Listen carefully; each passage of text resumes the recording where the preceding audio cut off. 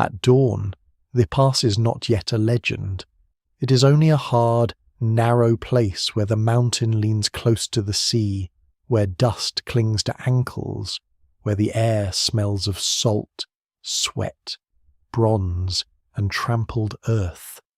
The cliffs of central Greece rise dark and uneven behind the waiting men, and below them the waters of the Malian Gulf catch the first thin light of morning.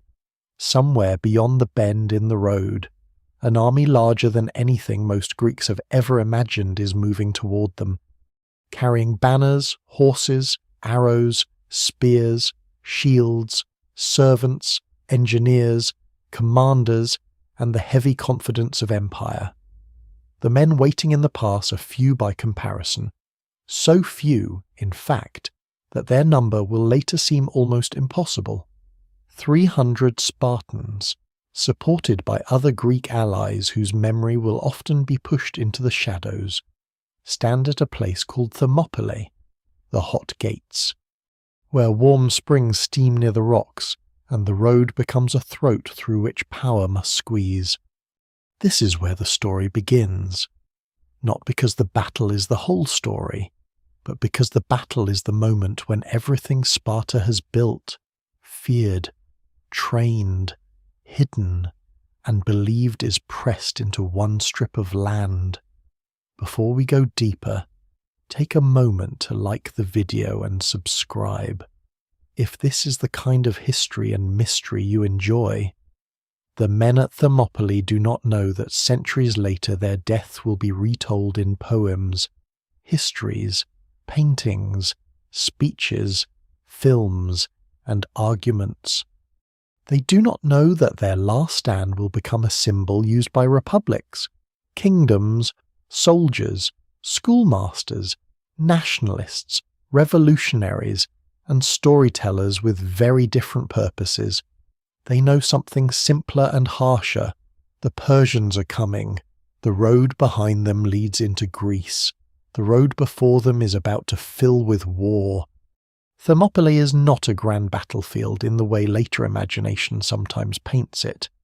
It is not an open plain where armies wheel and crash under a wide sky.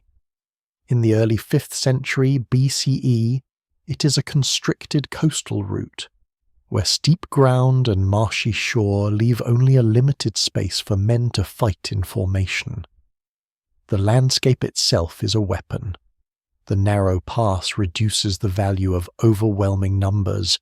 It forces a massive army to become, for a time, a smaller army at the point of contact. The Persians can bring thousands upon thousands across Asia and into Europe, but only so many can swing a spear or fire effectively at once in a bottleneck of stone and road. That is the cold strategic logic that brings the Greeks here. If they cannot outnumber Persia, they must choose ground where numbers lose some of their terror. Yet even this simple fact is complicated by time. The Thermopylae a traveller sees today is not exactly the Thermopylae Leonidas sees. The coastline has shifted over the centuries as rivers deposit silt and the sea retreats. The ancient narrowness is partly gone, and the pass that once pressed mountain and water close together has opened into a broader landscape. What survives in the record suggests a much tighter route, a place where a disciplined force could anchor itself against the terrain and make an enemy pay for every step. Scholars still debate the precise details of the ancient topography, the positions of the walls, and the exact movement of troops, because the land has changed and the sources are limited. But the central truth remains firm enough. Thermopylae matters because it is a doorway, and in 480 BCE, a small Greek force stands in that doorway while an empire knocks. The most famous men among them are the Spartans, and their presence gives the battle its sharpest edge. Sparta is already surrounded by a reputation that other Greeks admire, resent, fear, and sometimes exaggerate. It is a city without the same taste for public monuments as Athens, without the same restless democratic argument, without the same love of display in words and stone. Its power is built instead on discipline, land, conquest, silence, and the constant control of a much larger enslaved population. Sparta's warriors are not simply brave men who happen to fight well. They are the product of an entire society arranged around war and obedience.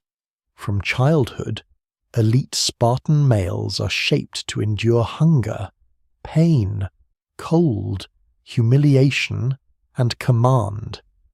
Their courage at Thermopylae does not appear from nowhere. It is cultivated, enforced, praised, and made necessary by the world they inhabit. Still, the legend of the 300 can easily become too clean if told without care. They are not alone in the pass.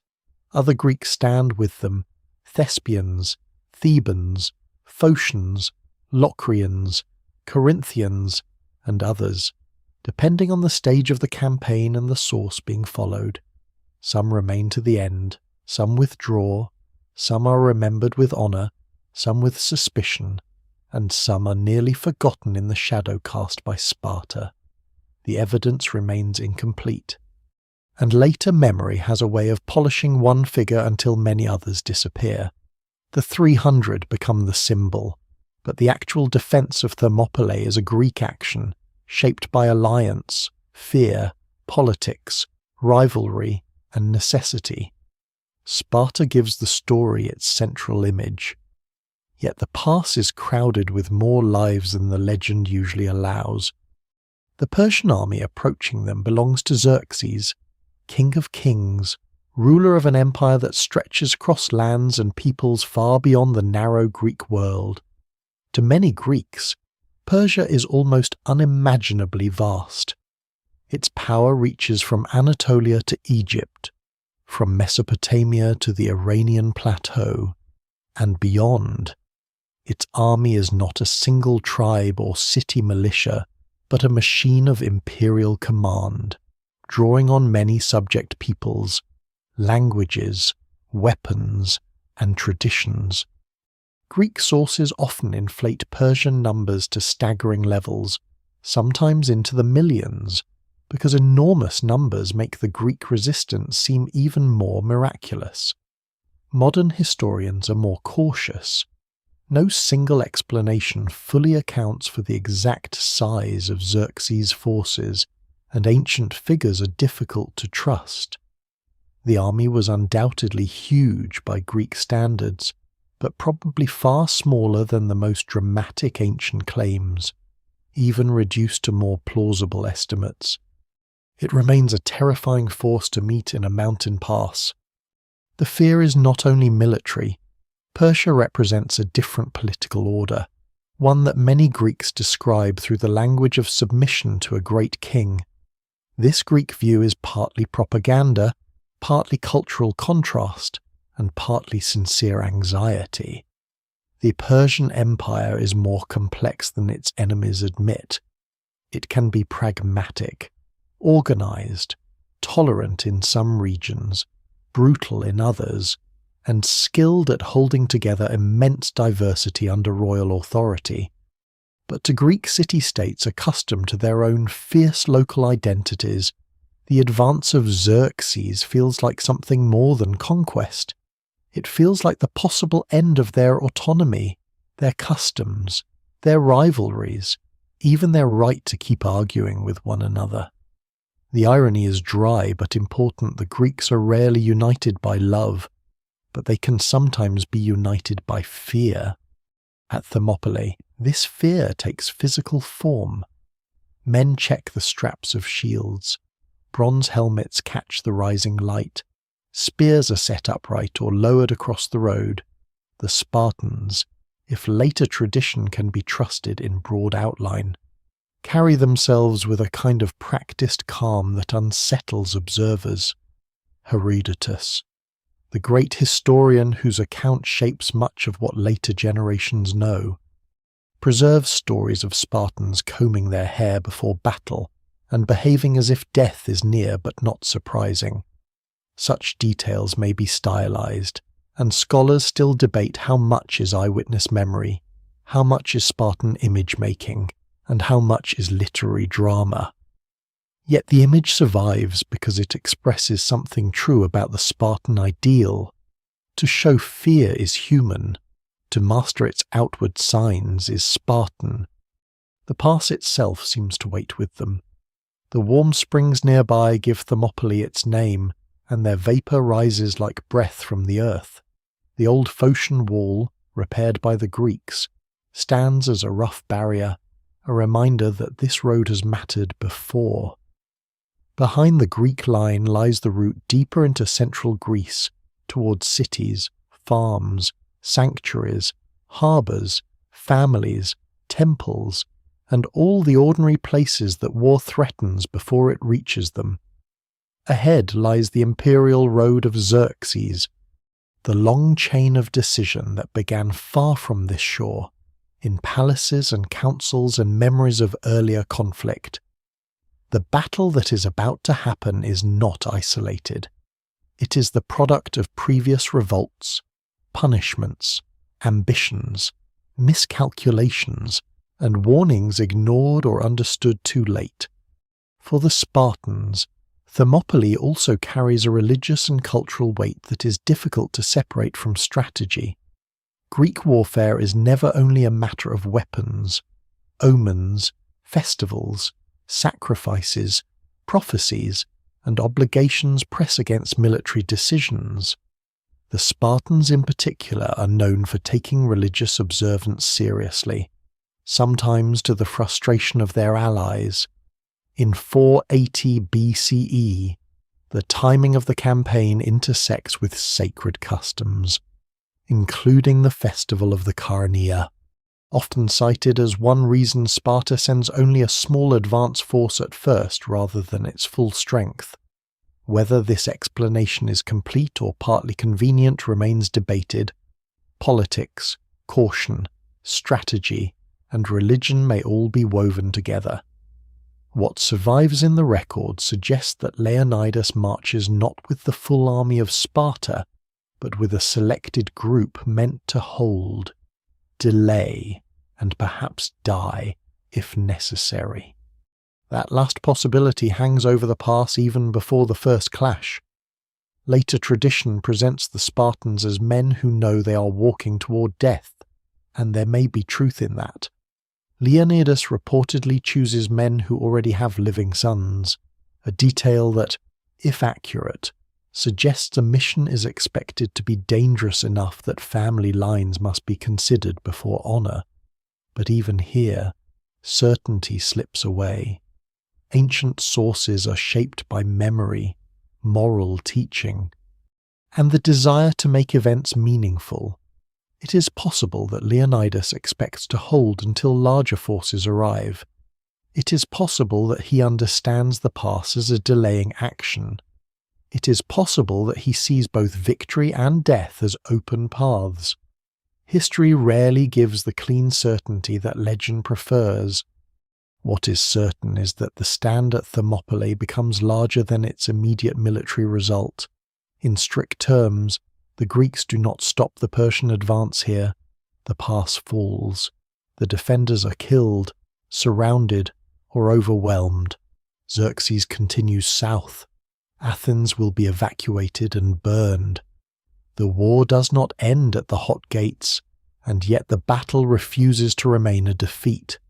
It becomes a story about discipline against excess, freedom against empire, sacrifice against survival, memory against annihilation.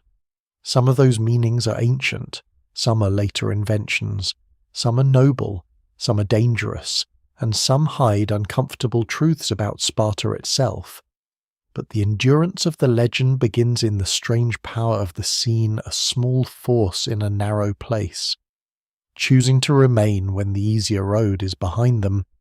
As the light strengthens over Thermopylae, the first movements of the Persian host draw nearer. Dust lifts beyond the Greek position. Scouts report what eyes can already begin to sense: the empire has arrived. The men in the past stand within the last quiet moments before history hardens around them.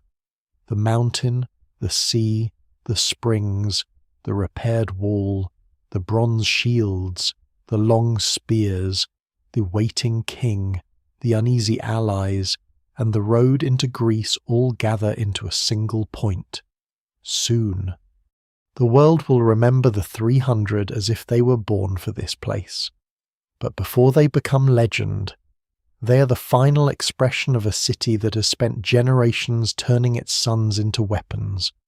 To understand why they stand as they do, the road must lead back from the pass, away from the smoke and bronze of Thermopylae, into Sparta itself, where war is not an event but a way of life. Sparta does not rise from the landscape like Athens, glittering in argument, stone, theatre, and restless invention. It sits inland in the Eurotas Valley, guarded by the long shoulders of Mount Taygetus to the west and the lower ridges of Parnan to the east, a city without walls for much of its history because its men are expected to be the walls. The valley is fertile, broad enough to feed ambition, enclosed enough to feel like a world apart. Olive trees, barley fields, vineyards, grazing animals, and river mist give the land a gentler face than the reputation of the people who command it. Yet beneath that quiet agricultural surface lies one of the most severe social systems the Greek world ever produces. Sparta is not simply a city that trained soldiers well. It is a society reorganized around the problem of keeping conquest permanent. The Spartans, or more precisely the full citizens known as Spartiates, are only one part of a larger human order. Beneath them stand the perioikoi, free non-citizen communities living around Sparta, who farm, trade, craft, and serve in war but do not share full political power.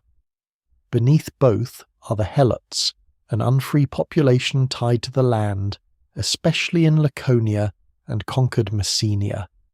These Helots are not enslaved in the exact same way as household slaves in many other Greek cities, but their condition is harsh, inherited, and central to Spartan power. They cultivate the estates that allow Spartiate men to spend their lives training, dining, drilling, and preparing for war. Without Helot labour, the famous Spartan warrior class could not exist in the form history remembers.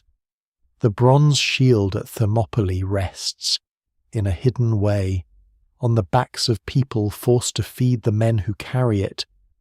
This is one of the harder truths behind the legend.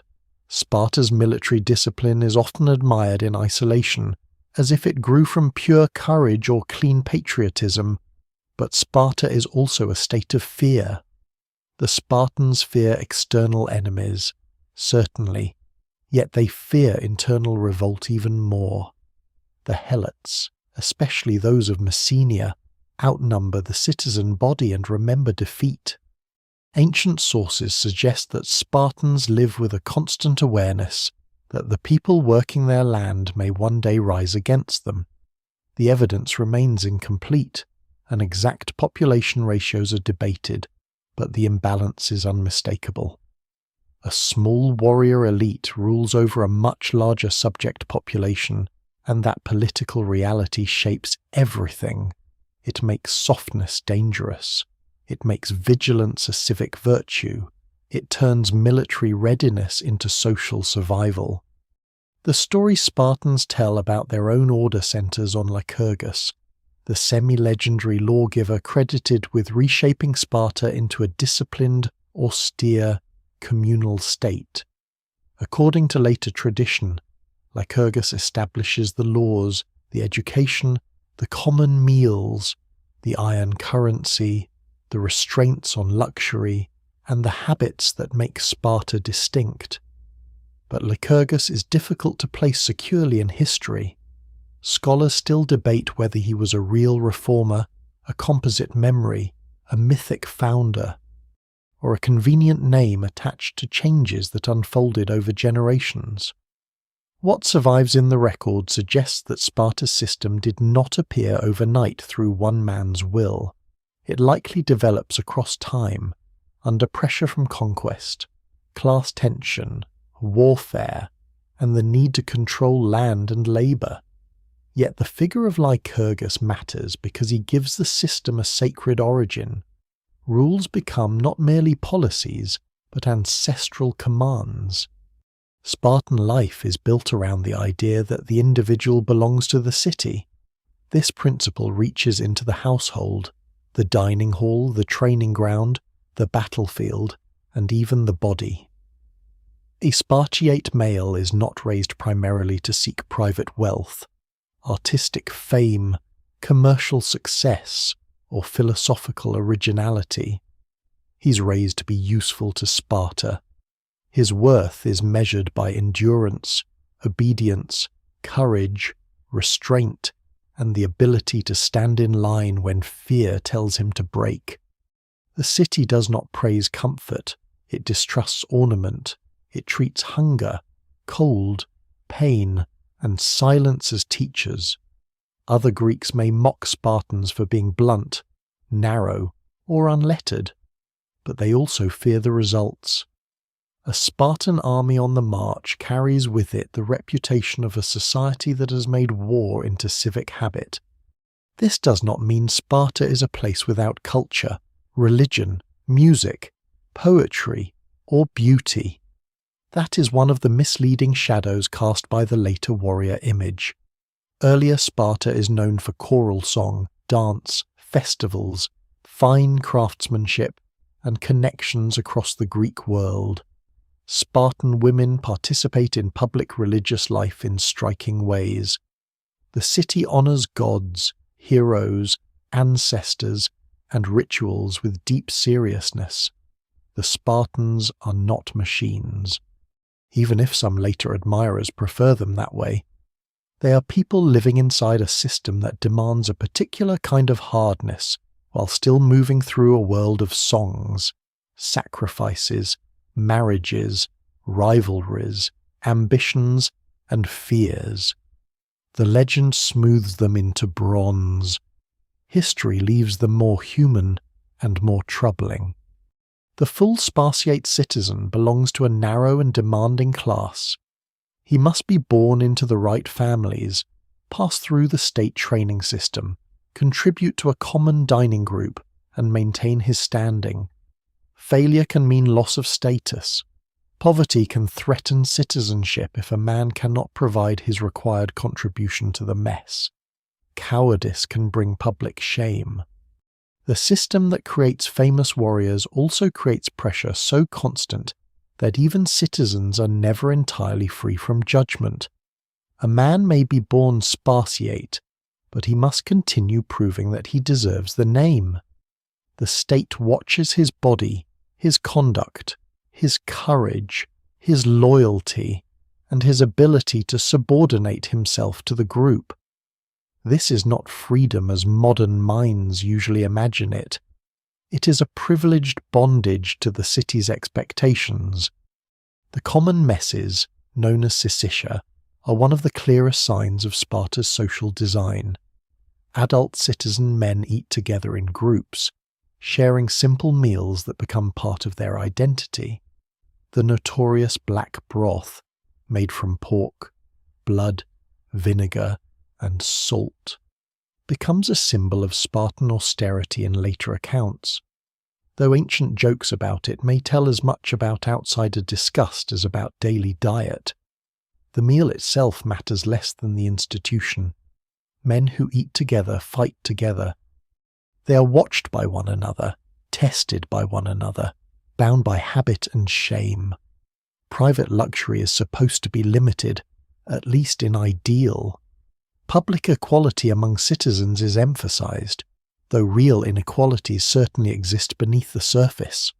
Sparta presents itself as a community of peers, but no single explanation fully accounts for how much of that equality is real and how much is political theatre. The city's suspicion of wealth and display is another famous feature, though again the reality is more complicated than the ideal. Later writers claim Spartans use iron money to discourage greed and commerce, and that gold and silver are banned or disapproved. Whether these customs function exactly as described is debated. Sparta certainly cultivates an image of austerity and distrusts the corrosive power of luxury. But wealth does not disappear from Spartan life. Landholding, inheritance, women's property, and economic inequality all become major issues over time. By the 4th century BCE, Spartan society is visibly strained by concentration of wealth and shrinking citizen numbers. The stern image remains, but the human realities underneath are less tidy. Even a city built to resist softness cannot remain unchanged by power, possession, and time. For the moment, however, in the generations before Thermopylae, Sparta's reputation is formidable. Its political system combines kingship, council, magistrates, and assembly in a structure that ancient observers find unusual and enduring. Sparta has 2 hereditary kings from 2 royal houses, a feature that can create rivalry, but also distribute sacred and military authority. The Gerousia, a council of elders, hold significant influence. The ephors, annually elected officials, possess remarkable power, including oversight of kings.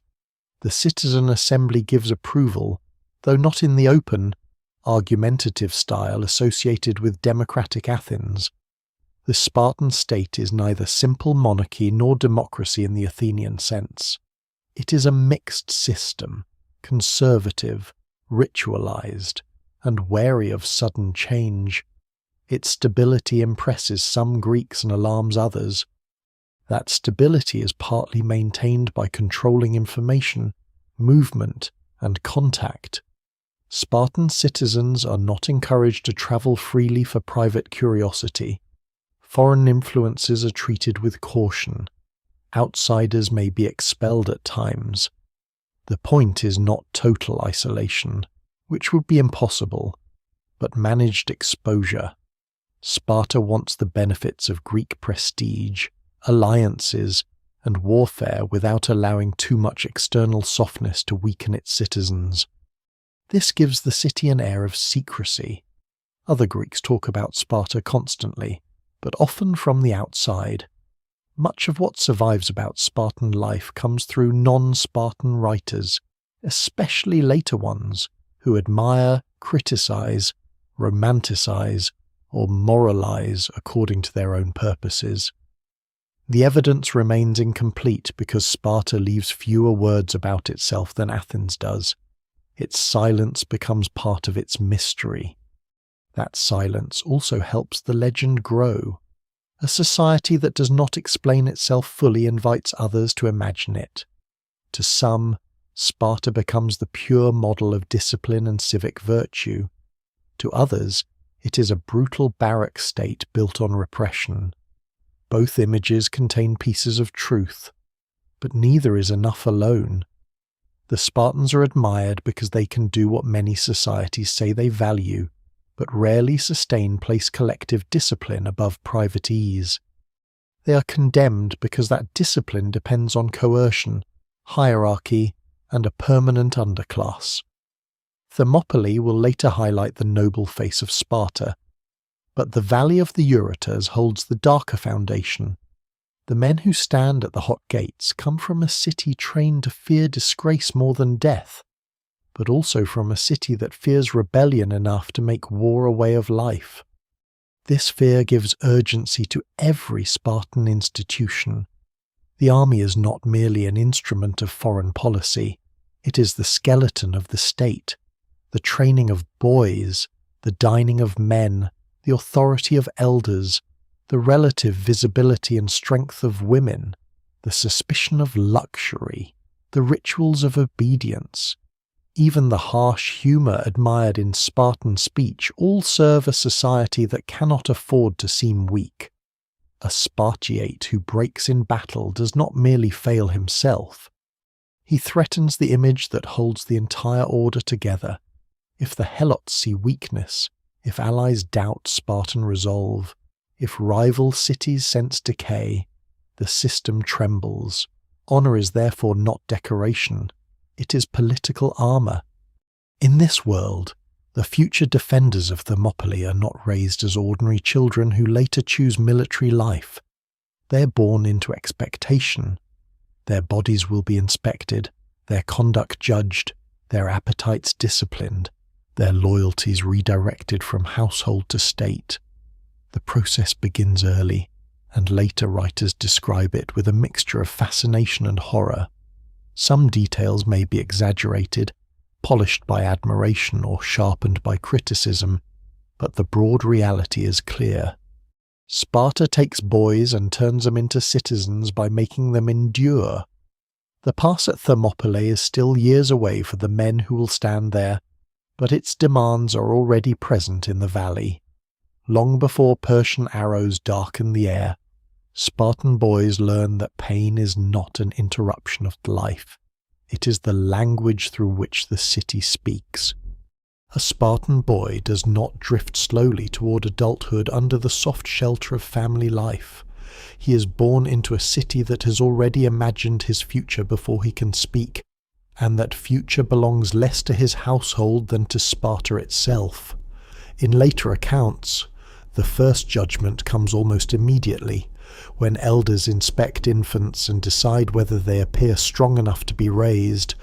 The details of this practice are difficult to verify with certainty, and scholars still debate how much later writers exaggerated the harshness of Spartan custom to make the city seem more alien, more disciplined, or more frightening. Yet even if the most dramatic versions are treated with caution, they point toward a deeper truth that is not in doubt. Sparta thinks of the body as a public concern. Strength is not only personal fortune, weakness is not only private sorrow. The future citizen is measured from the beginning against the needs of the state. For the early years, the boy remains with his mother, and this part of Spartan life is often overlooked because the later legend rushes toward barracks, spears, and battle. Spartan women occupy an unusual place in Greek imagination. They are not secluded in quite the same way elite women are expected to be in some other Greek cities. They exercise, own property, take part in religious festivals, speak with a reputation for sharpness, and are expected to raise sons who will not disgrace their households. This does not make Sparta equal in any modern sense, and it does not remove the limits placed on women in a deeply hierarchical society.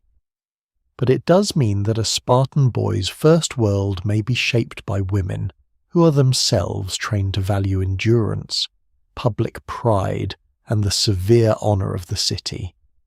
The famous hardness of Spartan mothers may be partly literary invention, but what survives in the records suggests that mothers are expected to participate in the moral machinery of Sparta. They do not simply comfort the warrior class, they help produce it.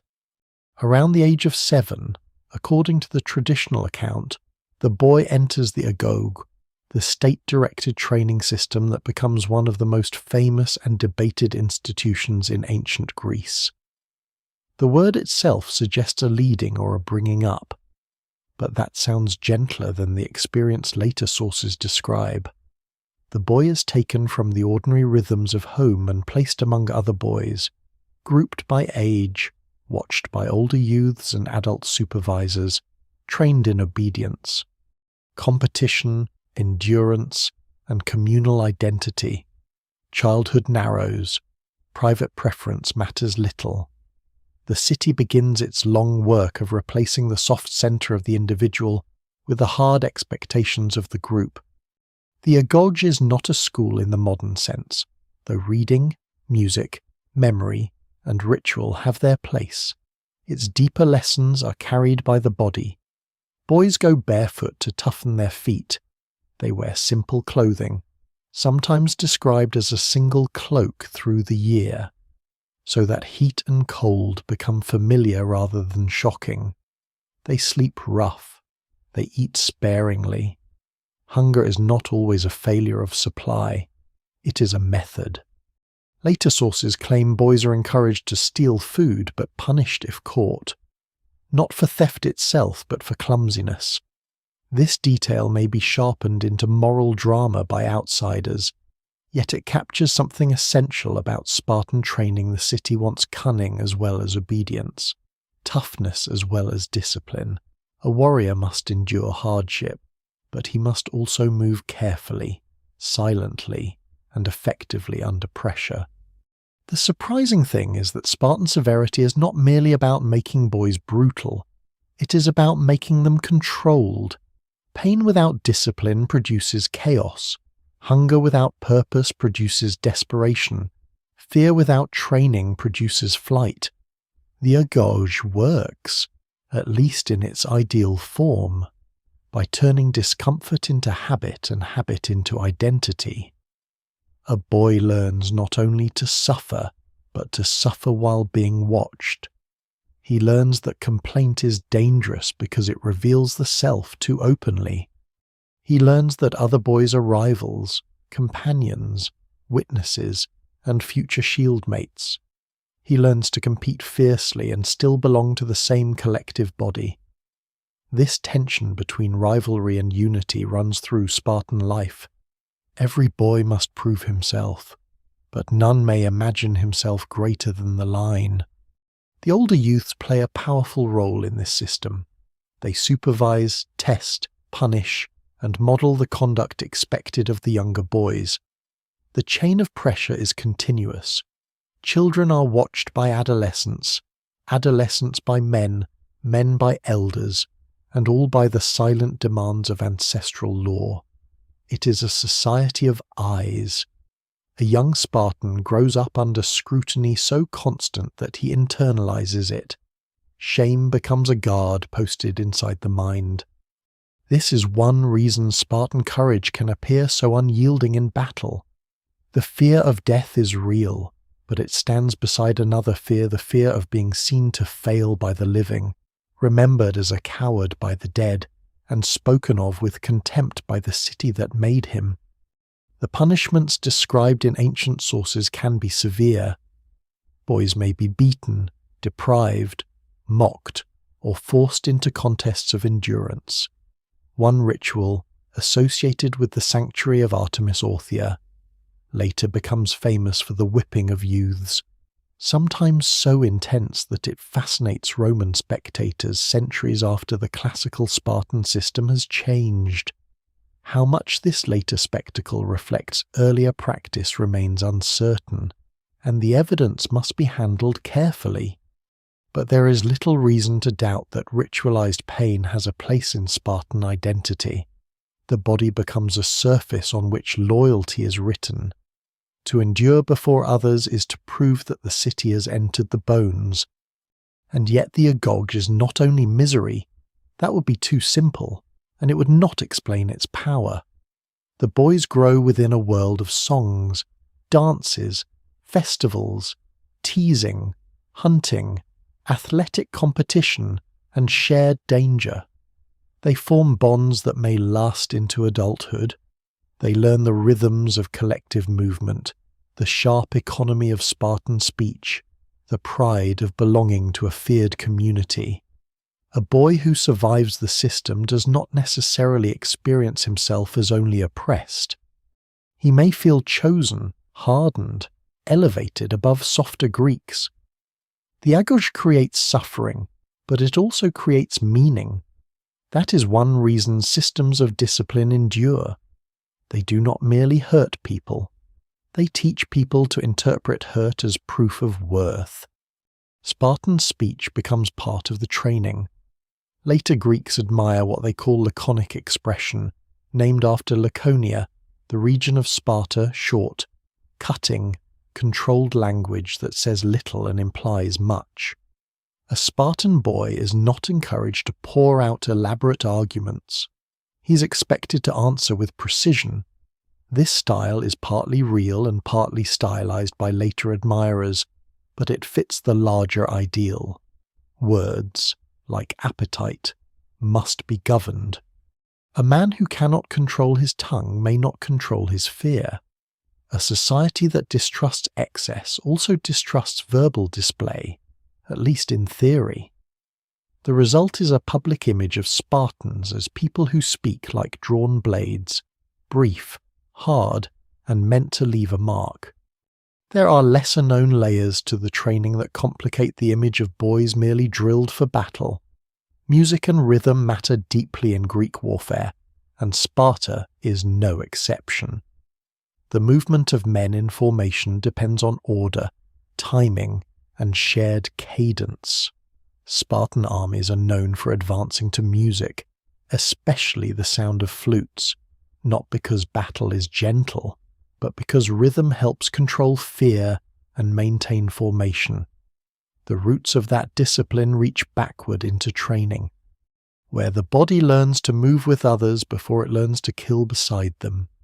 Dance, song, and drill are not separate worlds in ancient Greece. They overlap in the formation of communal identity. A chorus and a phalanx both teach the individual to become part of a larger pattern. As boys grow older, the training sharpens.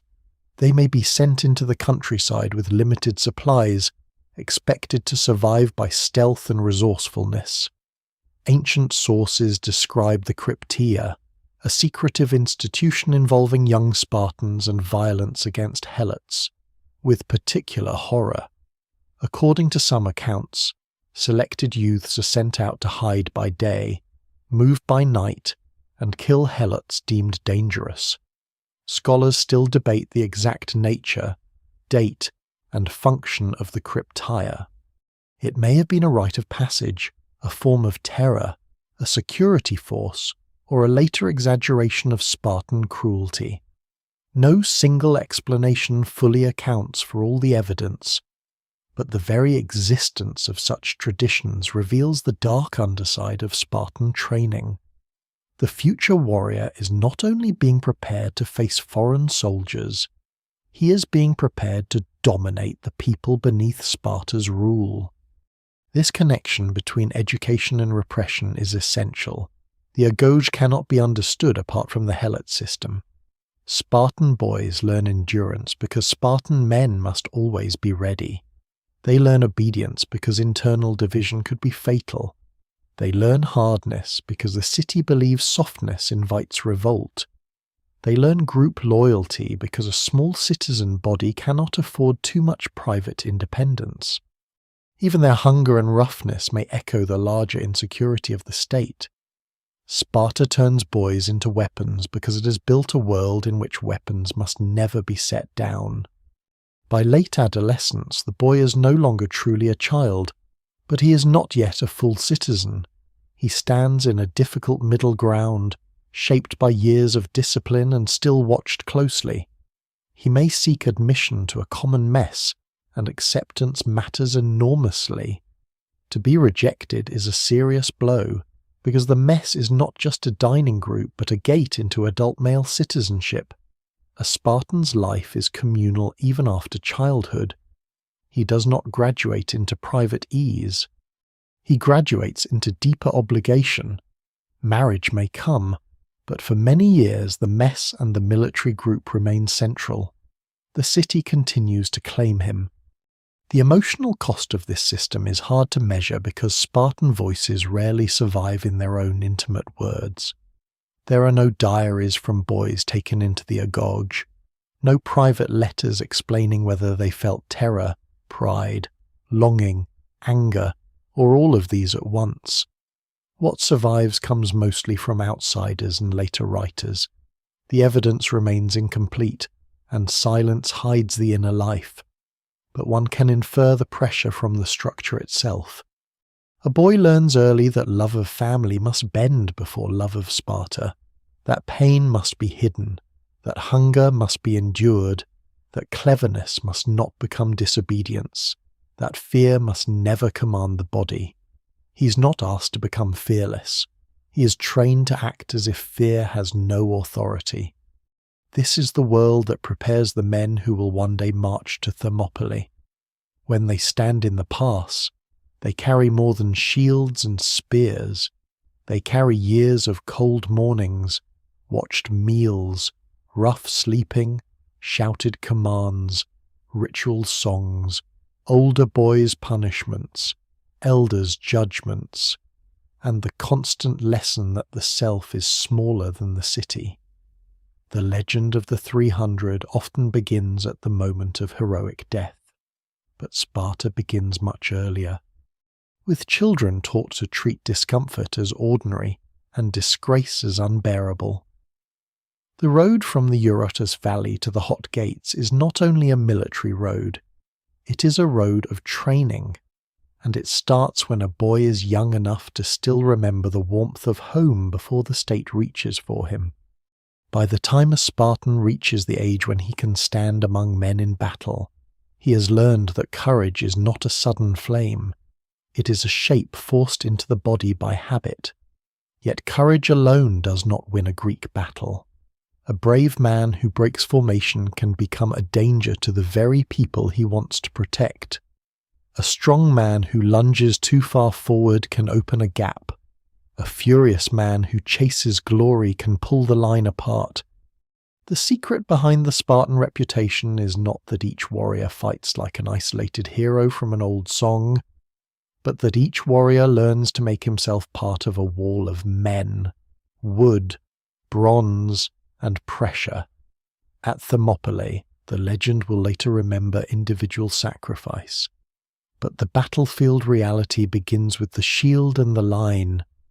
Greek hoplite warfare is built around the heavy infantryman, the citizen soldier who fights with a large round shield, a long spear, a short sword, a helmet, body armour when he can afford it, greaves for the legs, and the discipline to stand close beside others similarly armed. The shield, often called the aspis, is not merely a defensive tool for the individual. Its size and grip make it part of a collective system, held on the left arm. It protects the man carrying it and partially covers the right side of the man beside him. This creates one of the most important moral facts of the phalanx.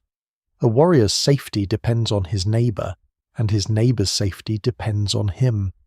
Cowardice is contagious because a single man stepping back can expose the next. Discipline is also contagious because a line that holds can make fear bearable. The phalanx is not a machine in the modern sense. It is a living crowd under pressure, breathing hard behind bronze and wood, hearing commands imperfectly, feeling the shove of bodies and the tremor of approaching enemies. Ancient battles are noisy, confusing, and physically exhausting. Dust rises, spears splinter, men slip, helmets restrict sight and hearing. The weight of armour grows heavier with each moment. The front ranks face the sharpest danger, but the ranks behind them are not passive. They add force, preserve depth, replace the fallen, and help maintain the forward pressure that can decide the collision. To describe a phalanx as simply two blocks crashing together is too clean. The reality is messier, more human, and more frightening. Yet the principle remains clear: survival depends on cohesion. Spartans become feared because they are unusually good at this cohesion. Other Greek city-states can field brave hoplites, and many do. Athens, Corinth, Thebes, Argos, and smaller communities all produce men capable of hard fighting. The Spartan difference lies in the degree to which military discipline is woven into citizenship itself. Where many Greek citizen soldiers return to farms, workshops, ships, courts, or assemblies as their primary lives, the Spartiate is shaped continuously for war. His training, mess, status, honour, and daily habits reinforce the same lesson. He must keep his place. He must trust the line. He must not let private panic become public ruin. What survives in the record suggests that Spartan armies are admired not because they invent hoplite warfare, but because they perfect the social habits that make it reliable. There is a lesser-known elegance in the Spartan way of fighting that later images of brute toughness often miss. Discipline allows simplicity. If men can be trusted to obey, commanders can maneuver with greater confidence. Spartan forces are known for order in movement, for calm advance, and for the use of music in battle. The sound of flutes accompanying a marching army seems strange to modern ears, almost delicate, but in the Greek context it helps regulate pace and maintain formation. It keeps the line from rushing too fast under the pressure of fear or excitement. It turns hundreds or thousands of separate heartbeats into something closer to a single rhythm. Battle music is not ornament, it is control made audible. The Spartan shield carries a moral weight almost as heavy as its physical one. Later tradition preserves the idea that losing the shield is more shameful than losing other equipment, because the shield protects the line, while other arms serve the individual more directly. The famous saying associated with Spartan mothers, telling sons to return with the shield or on it, may be polished by later memory, but it expresses the ideal with brutal clarity. A shield abandoned in flight is evidence that a man saved himself by betraying the formation. A corpse carried on a shield, by contrast, can still belong to honor. Scholars still debate how much of this tradition reflects actual common speech and how much later moralizing. But the cultural logic fits what is known of Spartan values. The shield is public trust. The spear is the phalanx's first voice. Long enough to reach beyond the shield edge, it lets the front rank strike while staying within the shelter of the group. When the spear breaks, the short sword becomes necessary, and the battle grows more intimate. At Thermopylae, ancient accounts describe Greeks fighting even after spears are shattered, using swords, hands, and teeth in the final desperation. Such details may be heightened for drama, but they reflect a reality of close combat that is easy to underestimate from a distance. Battle in a narrow pass is not a clean exchange of heroic gestures. It is weight, pressure, splintered wood, bronze rims, crushed feet, blood on stone, and the terrifying nearness of another man trying to force open the space where one is standing. The phalanx also reveals why terrain matters so much. In open ground, a large army can extend, surround, harass, and exploit numbers. Cavalry may threaten flanks, light troops may shower missiles, uneven morale may spread through a long line. In a narrow pass, many of those advantages shrink. The Spartans and their allies at Thermopylae are not trying to defeat the entire Persian Empire in open battle. They are trying to make the Persian army fight on terms that favour heavy infantry with discipline and armour. The pass turns the phalanx into a plug in the throat of invasion. This does not make victory certain, but it changes the arithmetic of fear. 100,000 men far away cannot all stab at once. Only the men at the front can die first. Spartan discipline also includes the art of not being provoked. Persian warfare draws on many strengths: archery, cavalry, engineering, flexible imperial organization, and the ability to bring diverse forces into one campaign. Greek sources sometimes portray Persian troops as softer or less brave, but that is enemy storytelling and should be treated carefully. The Persians are not cowards. They have conquered widely because their armies can fight, move, adapt, and endure. What makes Thermopylae difficult for them is not simple weakness but mismatch. In confined ground, lightly armoured or differently equipped troops may struggle against heavily armed hoplites, whose shields and spears dominate the narrow front. The Persian army is powerful, but even power must pass through geography. This is why the Spartan line becomes more than a military formation. It becomes a symbol of order resisting overwhelming motion. Yet the symbol can mislead. Hoplite warfare depends not only on courage but on social class, equipment, and exclusion. A man needs armor and training. He needs the status that places him in the line. He needs others around him who have also been prepared. In many Greek cities, the hoplite is tied to a certain level of property and citizenship. War is therefore connected to politics. Those who defend the city may claim a voice in it. Sparta bends this connection in its own direction, producing a narrow warrior elite whose political identity is inseparable from military function. The phalanx is not just battlefield technology, it is society arranged shoulder to shoulder. The 300 who will march with Leonidas are not inexperienced defenders called up in panic. They are mature Spartiate warriors, chosen from a culture that values steadiness under observation. By the time they reach Thermopylae, they have spent years learning how a line feels from inside the press of a shield rim, the need to keep pace, the discipline of not leaning away from danger, the quiet trust required when vision is limited and commands are swallowed by noise. They know that battle is not won by striking beautifully, but by standing when the body wants to recoil. This kind of courage is less dramatic than a single duel, but far more useful in a pass. There is also an emotional paradox inside the line. The Spartan warrior is trained to suppress private fear, yet he is never truly alone. His courage is communal. He stands because others stand. He is ashamed to break because others will see. He trusts his neighbor because years of training have made that trust practical rather than sentimental. The phalanx turns fear sideways, distributing it across the group. Each man carries his own dread, but the formation gives dread a shape it cannot easily escape.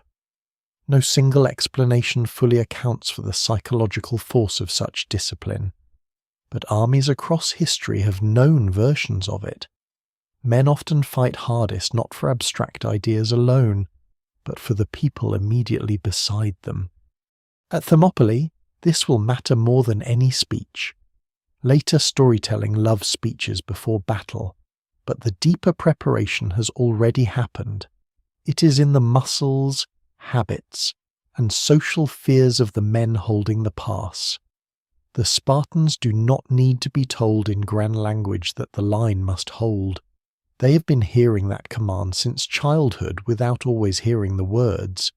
The shield must not be dropped. The neighbour must not be exposed. The front must not open.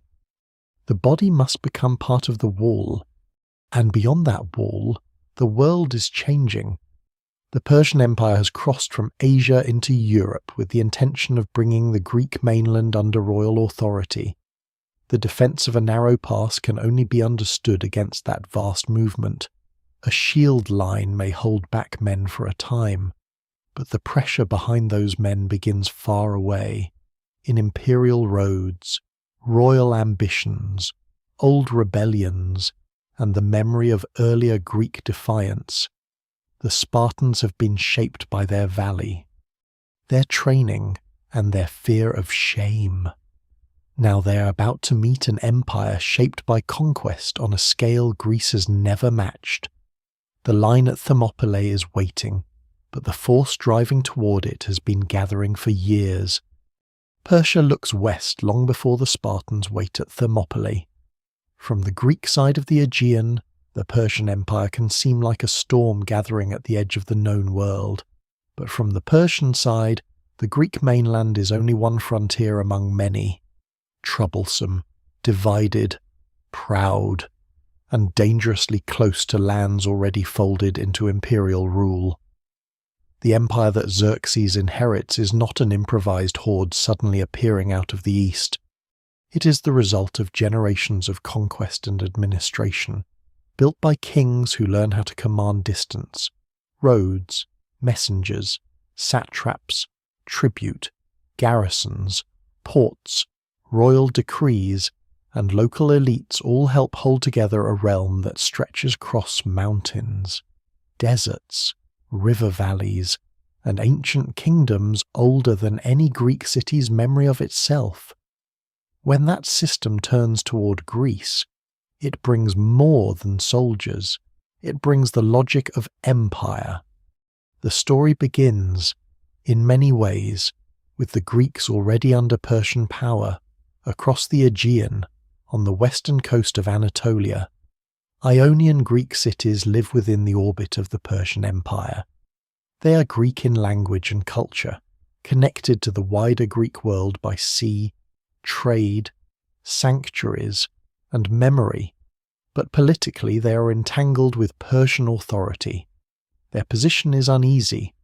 Local tyrants, imperial tribute, civic pride, economic interests, and old rivalries all press together. In 499 BCE, the Ionian revolt breaks out, drawing several cities into rebellion against Persian rule. Athens and Eretria send support, a decision that will later matter far more than those cities may have expected. The revolt reaches a dramatic point when Sardis, a major Persian regional centre, is burned. The rebellion does not last. Persia crushes it, but memory does last, especially royal memory.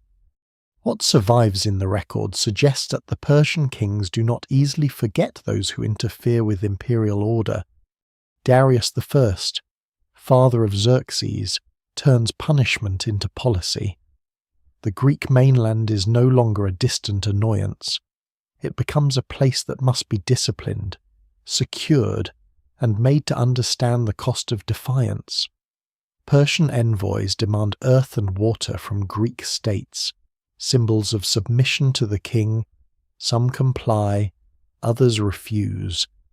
The Greek world is not united in a simple patriotic front. Many communities calculate, hesitate, submit, resist, or wait to see who will prevail. This is one of the truths later legend often softens. Greece is a landscape of rival city-states, not a nation in the modern sense. Athens and Sparta distrust each other. Smaller cities fear larger neighbours as much as foreign kings. Some Greeks see Persia as a threat. Others see it as an opportunity. The evidence remains incomplete in many local cases, but the pattern is clear enough. The Persian Wars are also Greek civil politics under imperial pressure. The first great Persian attempt to punish Athens ends at Marathon in 490 BCE. There, an Athenian-led force defeats Persian troops on the plain northeast of Athens, creating another legend that will echo beside Thermopylae. Marathon proves that Persian forces can be beaten under the right conditions, but it does not mean Persia is weak. It means Greek hoplites, properly used, can be devastating. It also deepens the conflict. Darius prepares for another campaign, but revolts elsewhere and then death interrupt him. The task passes to Xerxes, who inherits not only an empire but an unfinished act of royal authority. Scholars still debate the precise mix of motives behind Xerxes' invasion revenge: strategic security, dynastic expectation, imperial prestige, economic interest, and the need to demonstrate control after internal challenges. No single explanation fully accounts for the decision, because empires rarely move for only one reason. To the Greeks, Xerxes becomes the face of overwhelming power. To understand the scale of his campaign, one must imagine the administrative effort behind it. Supplies must be gathered, troops must be summoned from many peoples, a bridge of boats must be thrown across the Hellespont so the army can cross from Asia into Europe. A canal is cut through the Mount Athos Peninsula, partly to avoid the dangerous waters that had wrecked a previous Persian fleet. These projects sound almost mythic, but they reflect a real imperial capacity for mobilizing labor and engineering. Greek sources, especially Herodotus, present some details with wonder and moral drama, and numbers must be treated cautiously. But the broad picture is secure. Xerxes prepares on a scale meant not merely to invade but to impress, intimidate, and make resistance seem irrational. The empire he leads is astonishingly diverse. Persians and Medes stand near the centre of power, but the army includes contingents from many regions, each with different clothing, weapons, and fighting traditions. Some carry bows, some spears, some wicker shields, some daggers or axes. Cavalry, infantry, engineers, sailors, servants, and supply handlers all form part of the moving mass. The Persian navy draws heavily on experienced seafaring peoples, including Phoenicians, Egyptians, Cypriots, and Greeks from cities already under Persian rule. This diversity is a strength, though Greek writers sometimes use it to suggest disorder or softness. The truth is more interesting. The Persian Empire is powerful precisely because it can bind many peoples into one campaign. Yet diversity also requires coordination, and coordination becomes harder in unfamiliar terrain, against enemies choosing narrow places and difficult waters. For the Greeks, the approach of Xerxes exposes every fracture. Some city-states are too close to the invasion route to resist safely. Others are tempted by old grudges. Thebes, Argos, Thessaly, and other communities will be remembered in complicated ways, sometimes accused of meddling or siding with Persia, though the realities of local pressure and survival are more tangled than later patriotic stories allow. Sparta and Athens emerge as central resistors, but even they are very different allies. Athens is naval, argumentative, ambitious, recently shaped by democratic reforms and the memory of Marathon. Sparta is land-based, conservative, feared for its army, and slow to commit without religious and political calculation. Their cooperation is necessary, but it is not natural. The Persian threat forces them into a partnership that peace would never have produced. The oracle at Delphi adds another layer of uncertainty. Greek communities often seek divine guidance, and in moments of crisis the words of Apollo's sanctuary carry immense weight.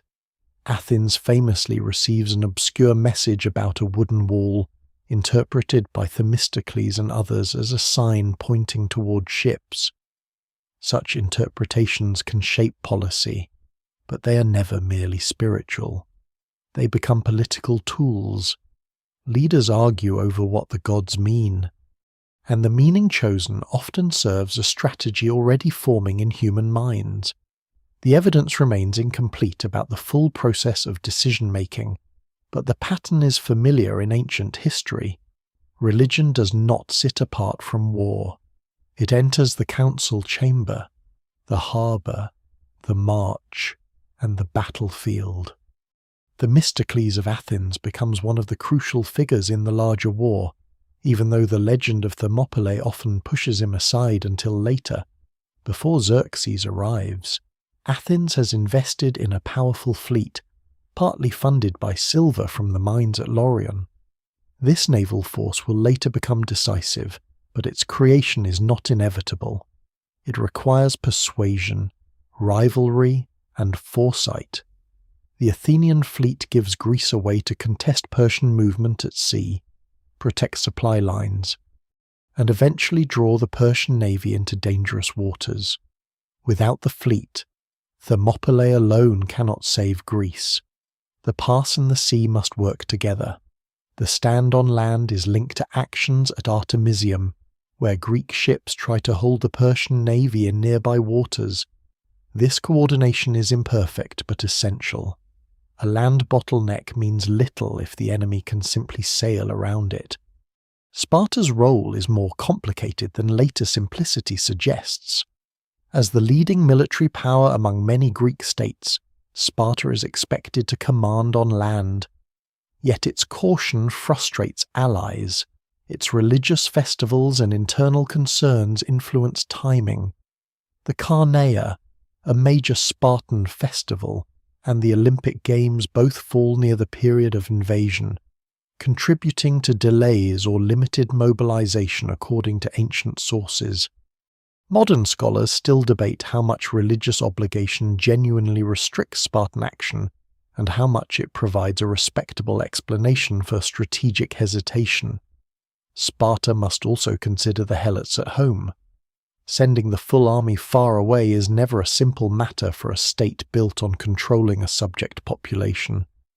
The men at Thermopylae are therefore not merely selected by courage, they are produced by political constraint. Xerxes' march through northern Greece turns pressure into reality. Some regions submit, others evacuate or prepare to fight. The sheer movement of the Persian army must have transformed every landscape it crossed. Fields are stripped, rivers tested, roads crowded, towns forced to choose between resistance and survival. Ancient accounts dwell on the size of the army drinking rivers dry, a detail that may be exaggerated but conveys the psychological impact of such numbers. To stand in its path is to confront not only weapons but mass. The Persian campaign is designed to make Greek resistance feel small before battle even begins. Yet geography offers the Greeks a form of courage. Greece is not an easy land for huge armies. Mountains fold the mainland into compartments, passes, gulfs, islands, and narrow seas complicate movement. The same fragmentation that keeps Greek politics divided can also make invasion difficult. A large imperial force must move through corridors, its fleet must navigate dangerous waters, its supply needs are enormous. The Greeks cannot match Persian scale, but they know where scale becomes awkward. Thermopylae is chosen because it is one of those places where the map itself seems to take sides. As Xerxes comes south, the Greek alliance searches for a place to make a stand. Earlier defensive positions are considered and abandoned. The Vale of Tempe in Thessaly seems promising at first but proves vulnerable to being bypassed. The Greeks fall back. Every retreat carries political cost. Every delay risks discouraging allies. Every exposed city wonders whether Sparta and Athens will truly defend them or leave them to bargain alone. The decision to hold Thermopylae is therefore strategic and symbolic. It says the invasion will be resisted before it reaches the heart of southern Greece. It buys time. It supports the naval defense. It reassures some allies and perhaps warns wavering ones. It is not a final solution, but in war, time can be a weapon. The stage is now nearly set. Sparta has built men who can hold a line. Athens has built ships that may hold the sea. Persia has built an empire capable of moving across continents. The smaller Greek states have brought their fear, hope, resentment, and uncertainty into a fragile alliance. The old rivalries do not disappear, they stand in formation beside the spears. In this tension, Leonidas begins to matter not as a statue or slogan, but as a king making decisions under constraint. He does not march into an empty myth. He marches into a crisis shaped by decades of revolt, revenge, engineering, diplomacy, religion, and fear. The road west has been opened by Persia. The road south narrows at Thermopylae. Between them stands a small force whose fame will outgrow the battle itself, but whose first purpose is immediate and practical: delay the empire long enough for Greece to keep breathing. The road to Thermopylae is not a clean march from certainty into glory. It is a road of hesitation, argument, religious obligation, strategic retreat, and uneasy compromise. By the time Leonidas moves north with the Spartan advance force, the Greek coalition has already learned how difficult it is to defend a land that is politically divided and geographically broken. The invasion is too large to meet anywhere casually. A wrong position can be surrounded. A premature stand can destroy valuable troops. A delayed stand can make allies lose faith. Every choice carries danger, and the Greeks are not choosing as one calm mind. They are choosing as many cities, each with its own fears, rivalries, memories, and calculations. The first instinct is to defend farther north, before the Persian army can descend into central Greece. Thessaly, with its broad plains and routes southward, seems too important to abandon without effort. A Greek force goes to the Vale of Tempe, a narrow passage between Mount Olympus and Mount Ossa, hoping it might serve as a barrier. On a map, the place appears promising. In reality, the position is dangerous because it can be bypassed through other routes. The Greeks receive warnings. Consider the terrain and withdraw. This withdrawal is not cowardice, it is recognition. A narrow pass is useful only if it truly blocks the enemy. If the Persians can move around it, the defenders become trapped in a gesture rather than protected by a strategy. What survives in the record suggests that the Greeks are learning under pressure, searching for a place where geography will do what numbers cannot. The abandonment of Thessaly has consequences. Regions north of Thermopylae must face the Persian advance with little hope of immediate rescue. Some submit. Others have already leaned toward Persia or are forced by circumstance to do so. Later Greek memory can be harsh toward those who Medes, but moral judgment is easier at a distance than survival is on the ground. A city lying directly in the path of Xerxes must ask whether resistance means destruction before help arrives. The Greek alliance itself is fragile enough that no local community can be completely certain it will not be sacrificed to a larger plan. The evidence remains incomplete for many local decisions, and each case likely has its own blend of fear, opportunism, compulsion, and calculation. The Persian invasion does not simply test armies, it tests trust. Thermopylae emerges as the next serious position because it answers several needs at once. It blocks the coastal route into central Greece. It is narrow enough to reduce the Persian advantage in numbers. It lies near the naval station at Artemisium, where the Greek fleet can attempt to prevent the Persian navy from outflanking the land defence by sea. Land and water must be held together. If the pass falls while the fleet remains exposed, the naval position becomes dangerous. If the fleet fails while the pass holds, Persian movement may still threaten the defenders. The strategy is therefore interlocked, but not perfectly secure. War rarely offers perfect locks. It offers doors that might hold long enough. The timing is poor, or perhaps it only appears poor because crisis never waits for clean calendars. In Sparta, the Carnea is underway or near enough to matter, a sacred festival during which military action is restricted by tradition. The Olympic Games also occupy the wider Greek calendar. Ancient sources emphasize these religious obligations as reasons why the Spartans do not send their full army immediately. Modern scholars still debate how much weight to give this explanation. It is possible that the Spartans are genuinely constrained by religious law. It is also possible that religion provides a respectable frame for strategic caution. Sparta may be unwilling to send its full citizen force far north before the situation is clearer, especially with the ever-present concern of Helot control at home.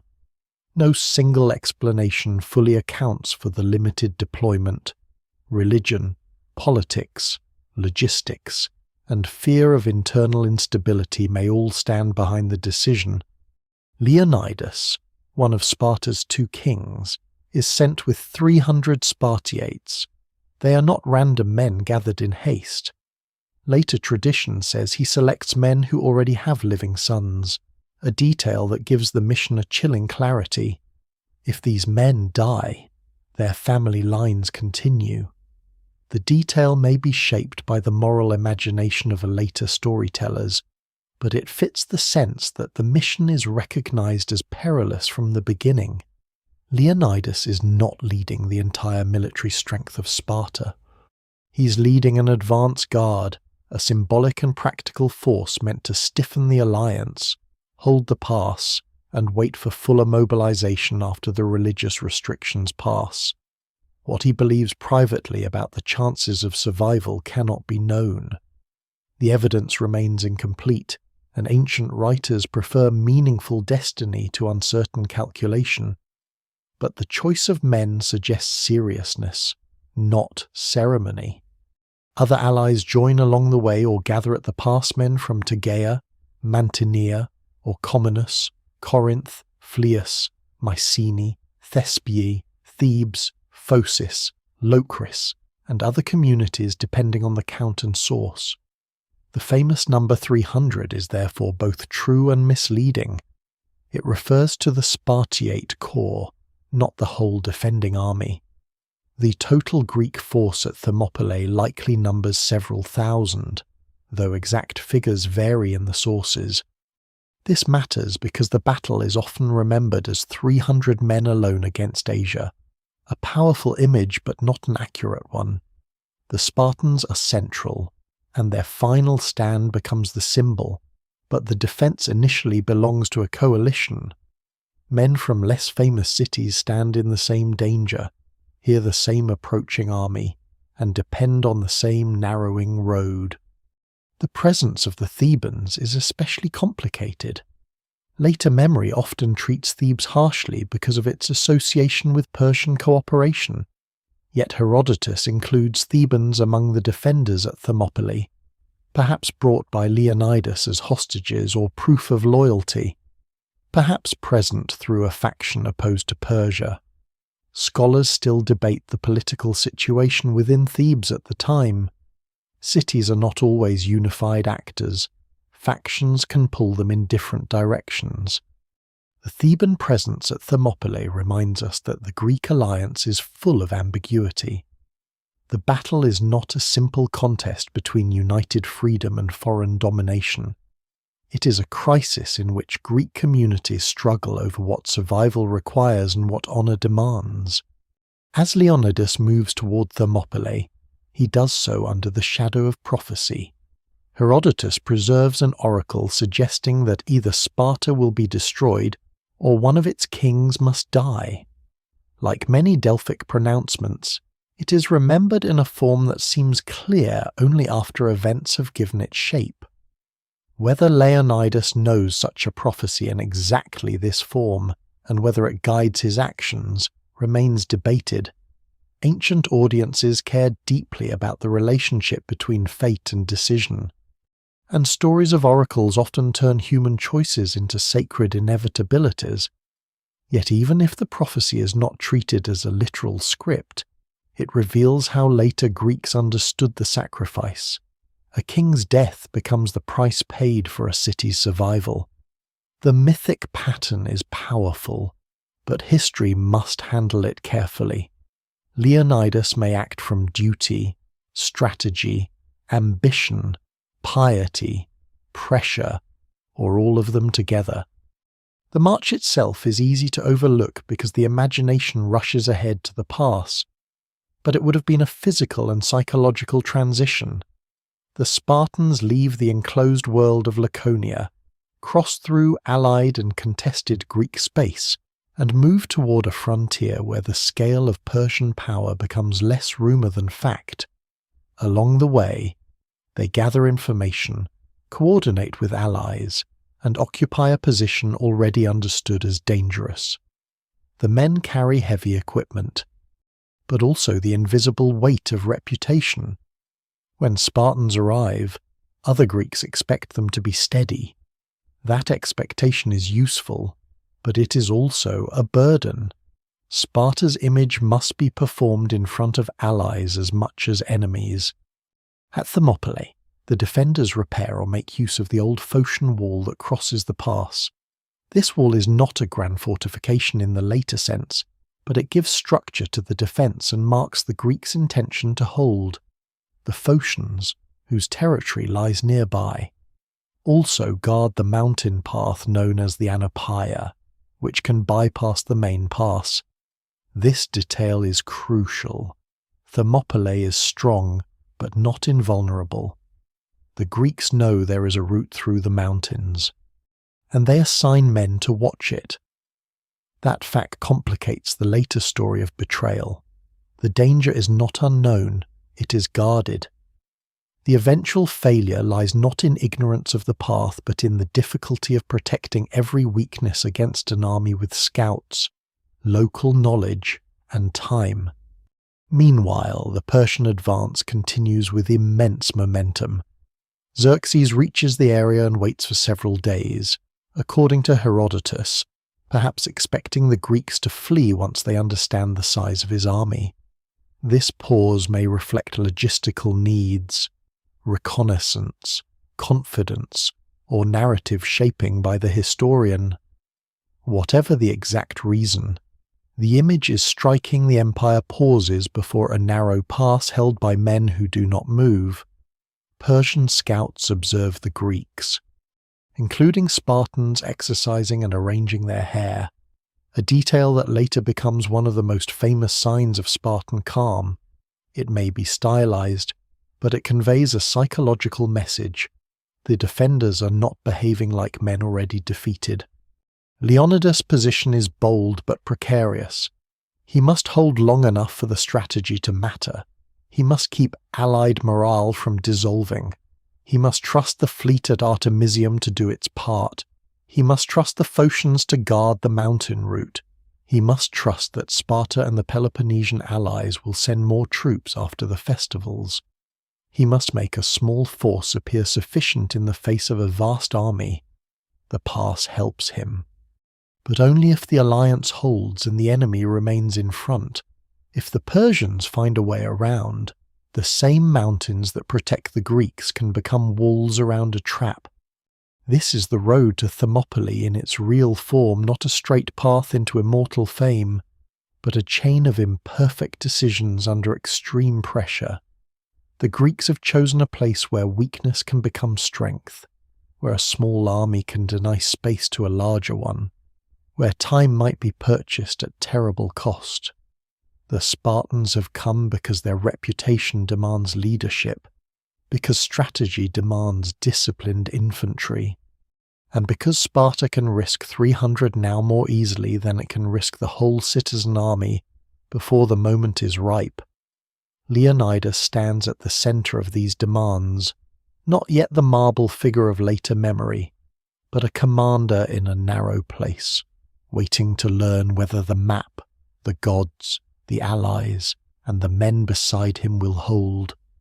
Leonidas enters the legend as if he has always belonged there, a king already half carved in stone, walking toward the hot gates with the calm of a man chosen by fate. History is less smooth. He's not originally the obvious heir to Spartan kingship. He belongs to the Aegeid royal house, one of Sparta's 2 hereditary dynasties, but his path to the throne passes through the deaths and failures of others. His half-brother Cleomenes I rules before him, a forceful and controversial king whose career is full of diplomacy, intervention, religious scandal, madness in the reports of enemies, and political turbulence. Another brother, Dorius, seeks fortune abroad and dies. Leonidas becomes king not as a boy raised from birth for a clear crown, but as a mature man shaped by the same training as other Spartiates, and then pulled into royal responsibility after a complicated family history. That detail matters because it makes him different from many kings. He has passed through the agorge, eaten in the common mess, endured the ordinary discipline of his class, and lived not above the Spartan system but inside it. This is one reason Leonidas can become such a powerful figure at Thermopylae. He is royal, but not remote. Spartan kings are not absolute monarchs in the Eastern imperial sense. They command armies, hold priestly roles, and carry ancient prestige, yet they are checked by ephors, elders, law, custom, and rivalry from the other royal house. A Spartan king leads, but he also operates within a hard political cage. Leonidas does not simply order Sparta to war as Xerxes can command imperial contingents from across continents. He must act through a system that values caution, ritual, and collective authority. The contrast is striking on one side. Xerxes represents a vast empire gathered under a single royal will. On the other, Leonidas represents a small city where even kings are disciplined by the laws that made them. By 480 BCE, Leonidas is likely around 60 years old. Though ancient dates are not always secure, he is no young warrior hungry for his first glory. He has lived long enough to understand the cost of reputation and the fragility of Spartan power. He has seen Sparta's influence extend across Greece, but he has also seen how easily Greek alliances fracture. He knows that his city's strength rests on a small citizen body, on the obedience of allies, and on the controlled labour of helots who outnumber their masters.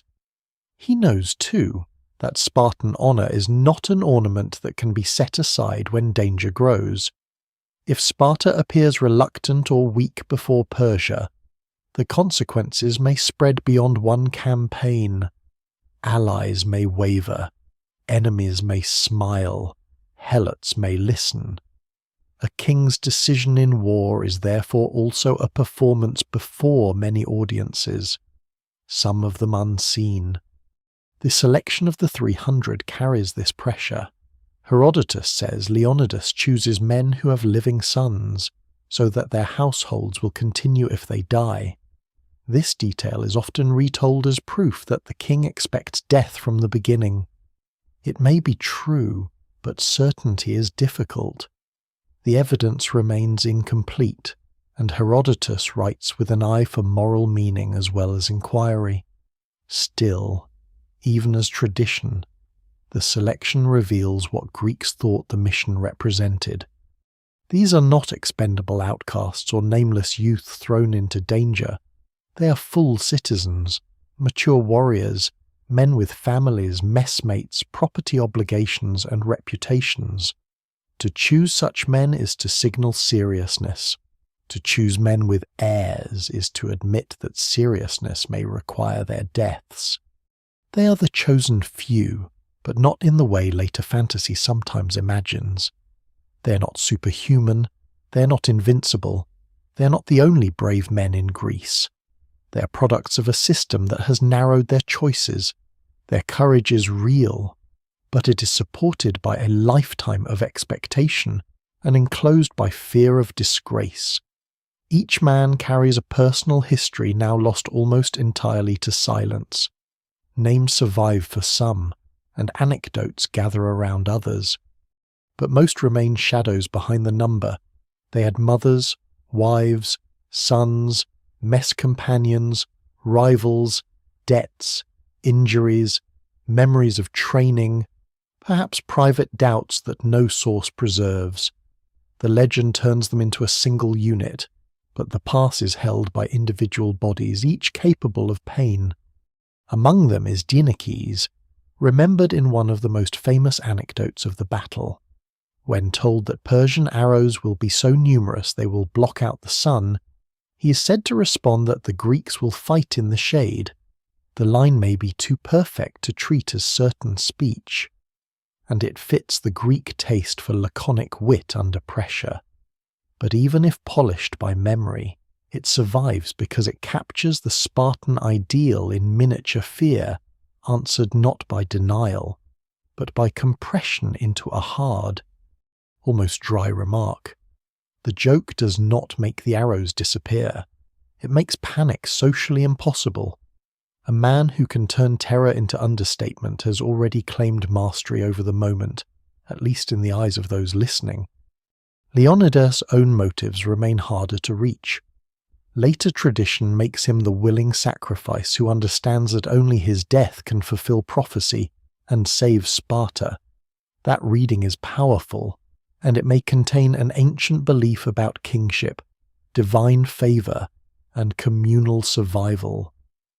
Yet a commander can march toward a likely death and still hope for strategic success. Leonidas may intend to hold until reinforcements arrive. He may believe the pass can stop Persia longer than it ultimately does. He may understand that even a doomed stand can buy time for the fleet and the southern cities. He may act from piety, duty, ambition, pressure, and calculation together. No single explanation fully accounts for the human mixture. The legend wants one pure motive. History usually offers several incomplete ones. The men who accompany him are not alone on the road. The larger Greek force includes thousands, and Leonidas must command not only Spartans but allies whose relationship to Sparta varies from loyalty to fear to obligation. Some Peloponnesians march because Sparta leads their league. Others come because Persian victory threatens them all. The Thespians, under Demophilus, will later earn a special place in the more careful memory of the battle because they remain to the end even though they are not Spartans. Their choice complicates the famous number. If the meaning of Thermopylae is willingness to die for a cause, then the Thespians belong near the centre of the story. Yet popular memory often leaves them at the edge, because the Spartan image is sharper, simpler, and easier to cast in bronze. The Thebans, too, are present, though their role remains disputed. Herodotus suggests Leonidas keeps them with him because he doubts their loyalty or wants them as hostages. Other interpretations allow for anti-Persian Thebans acting sincerely within a divided city. Scholars still debate the politics of Thebes in this moment, and the later hostility between Thebes and other Greek states colours how the story is told. What survives in the record does not allow a perfectly clean judgment. The presence of Thebans at Thermopylae shows how messy Greek resistance is beneath the heroic surface. Men may stand in the same line for different reasons. Some fight from conviction, some from compulsion, some from local factional politics, some because leaving is more dangerous than staying. Leonidas must hold these differences together in a place where disunity can kill. His authority comes partly from Sparta's reputation, partly from his royal status, and partly from the strategic necessity of the moment. At the pass, elaborate political debate must give way to command. Yet he cannot ignore morale. The allies must believe that the position is worth holding. They must believe that Sparta will not use them and abandon them. They must believe that the huge Persian army can be resisted. The first victory Leonidas needs is psychological. Before the Persian assault begins, the defenders must not be defeated by imagination. This is where the careful behaviour of the Spartans matters. The reports of them exercising, grooming, and preparing calmly are more than colourful details. They are signals to allies and enemies alike. A soldier watching a Spartan comb his hair before battle may take courage from the sight or find it unnerving. In Greek custom, attention to the body before danger can carry ritual weight. For Spartans, long hair is associated with pride, beauty, and warrior identity. Herodotus says they dress their hair when about to risk their lives. Whether every detail is exact or shaped by literary memory, the gesture works as a message. They are not scrambling. They are not pleading with fate. They are arranging themselves as men who have already accepted the terms. Acceptance, however, is not the same as indifference. The chosen 300 are men with homes behind them. Some have sons too young to understand what their fathers are walking toward. Some have wives who know enough of Spartan expectation to hide grief beneath pride. Spartan women are remembered for sending men to battle with hard words, but such sayings may preserve ideals more than emotions. A society can demand severity in public and still contain private sorrow. The evidence remains incomplete because the grief of Spartan households rarely enters the record unless transformed into moral example. But silence should not be mistaken for absence. When Leonidas marches, he carries Sparta's honour northward, and behind him the city absorbs the cost in advance. There is another burden on Leonidas the oracle.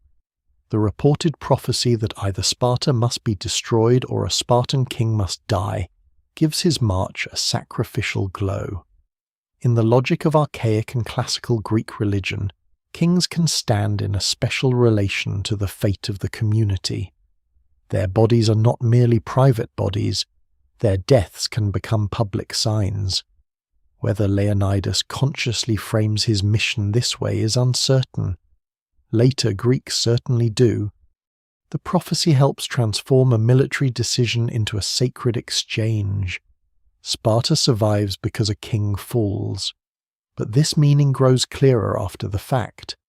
In the days before battle, the prophecy, if known, may be one voice among many the gods' dark hint, the Ephor's decision, the allies' expectations, the enemy's advance, the narrow pass, and the king's own judgment. As the Greeks settle at Thermopylae, Leonidas becomes the hinge between Sparta's internal world and the wider war. He's the product of the agoge, but also a king. He is bound by law, but responsible for command. He leads 300 men whose fame will eclipse the thousands around them. Yet he depends on those allies for the defense to matter. He faces an empire, but his immediate battlefield is a road barely wide enough to let empire breathe. Everything about him is doubled royal and disciplined. Heroic and practical, sacrificial and strategic, remembered and obscured. In later centuries, the image will harden. Leonidas will become the calm king who chooses death without hesitation. That image is not false in spirit, but it is incomplete. The living Leonidas must act without knowing how the story ends. He cannot know that Salamis will follow, that Plataea will come, that poets will praise him, that statues will rise, that his name will survive when the names of most of his men fade. He knows only that the Persian army is near, that the Greek fleet is fighting for time, that the pass must be held, and that retreat, if it comes too soon, will echo through every city watching Sparta. The chosen few stand with him, not yet legends, but men placed by birth, training, politics, religion, and command at the narrowest point of a widening war. The hot gates are not merely a name on a map.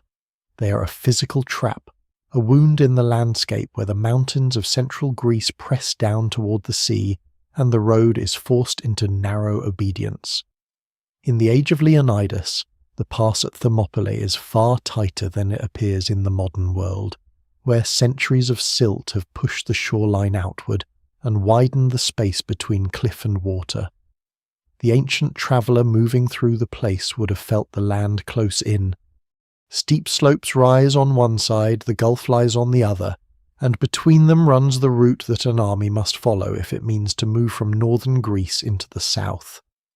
Warm springs steam nearby, giving the place its name, and the air would have carried a strange mixture of mineral heat, sea wind, animal sweat, dust, and the metallic odour of men preparing for war. For the Greeks, this narrowness is the first ally. They do not need Thermopylae to be beautiful. They need it to be stubborn. A huge army is terrifying in open ground, where it can spread, surround, and grind down a smaller force by weight alone. In a confined pass, numbers must queue for death. Only the front ranks can engage. cavalry loses much of its freedom. Archers and light troops cannot always exploit their range as effectively when their own men are pressed into the same limited space. The defenders can anchor themselves against the geography and force the Persian army to become smaller at the point where battle happens. This is the logic that draws Leonidas here. The past does not erase Persian power, but it delays its full expression. Thermopylae also carries older traces of defence. The Phocians had built a wall there in earlier times to protect against Thessalian incursions, and the Greeks now repair or use this barrier as part of their position. It is not a great stone fortress towering like later medieval walls. It is more modest, rougher, suited to the practical purpose of strengthening a choke point. Yet even a modest wall matters when placed in the right location. It helps mark a line.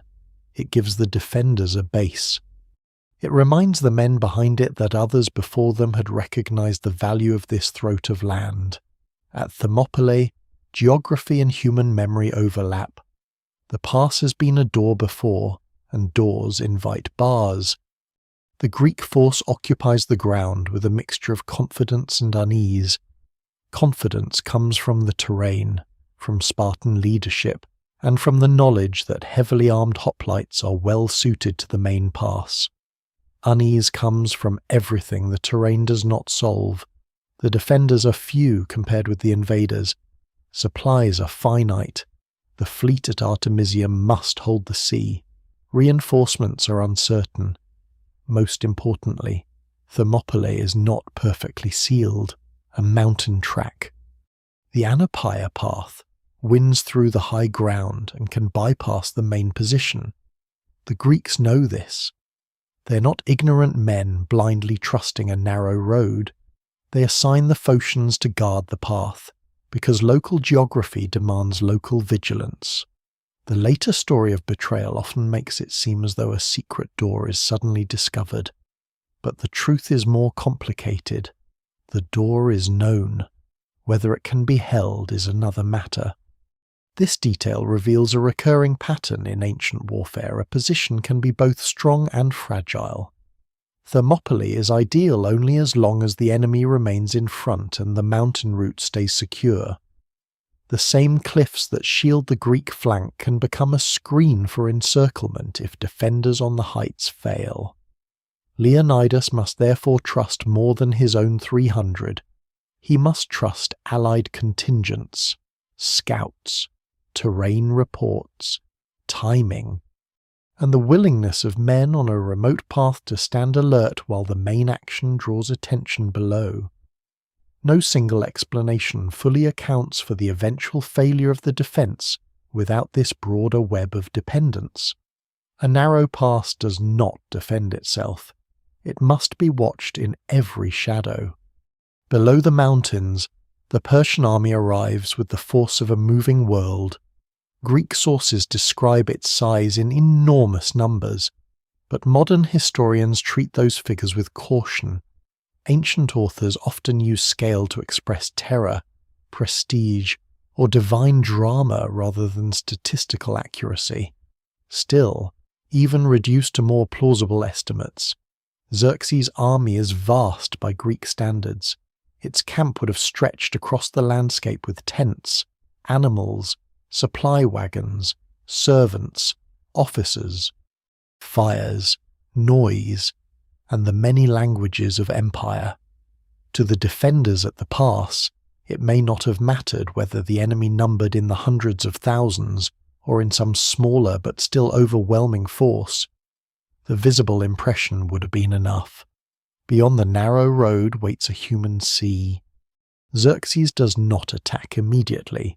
According to Herodotus, he waits several days, perhaps expecting the Greeks to withdraw once the reality of his army settles on them. This delay is one of those moments where history opens into interpretation.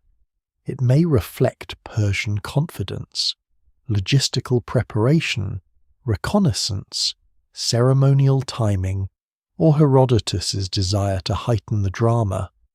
Scholars still debate the precise reasoning, but the pause works psychologically. The Persians look at the Greeks. The Greeks look at the Persians. Between them lies the pass, silent for a short time, carrying all the pressure of battle before a spear is thrown. In that waiting legend begins to take root. Men are measured not by victory yet, but by whether they remain.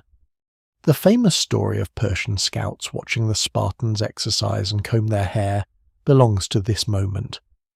When Xerxes hears that these men are calmly tending themselves instead of fleeing or fortifying in panic, he reportedly finds it strange until Demaratus, the exiled Spartan king in Persian service, explains that Spartans adorn themselves when about to risk their lives.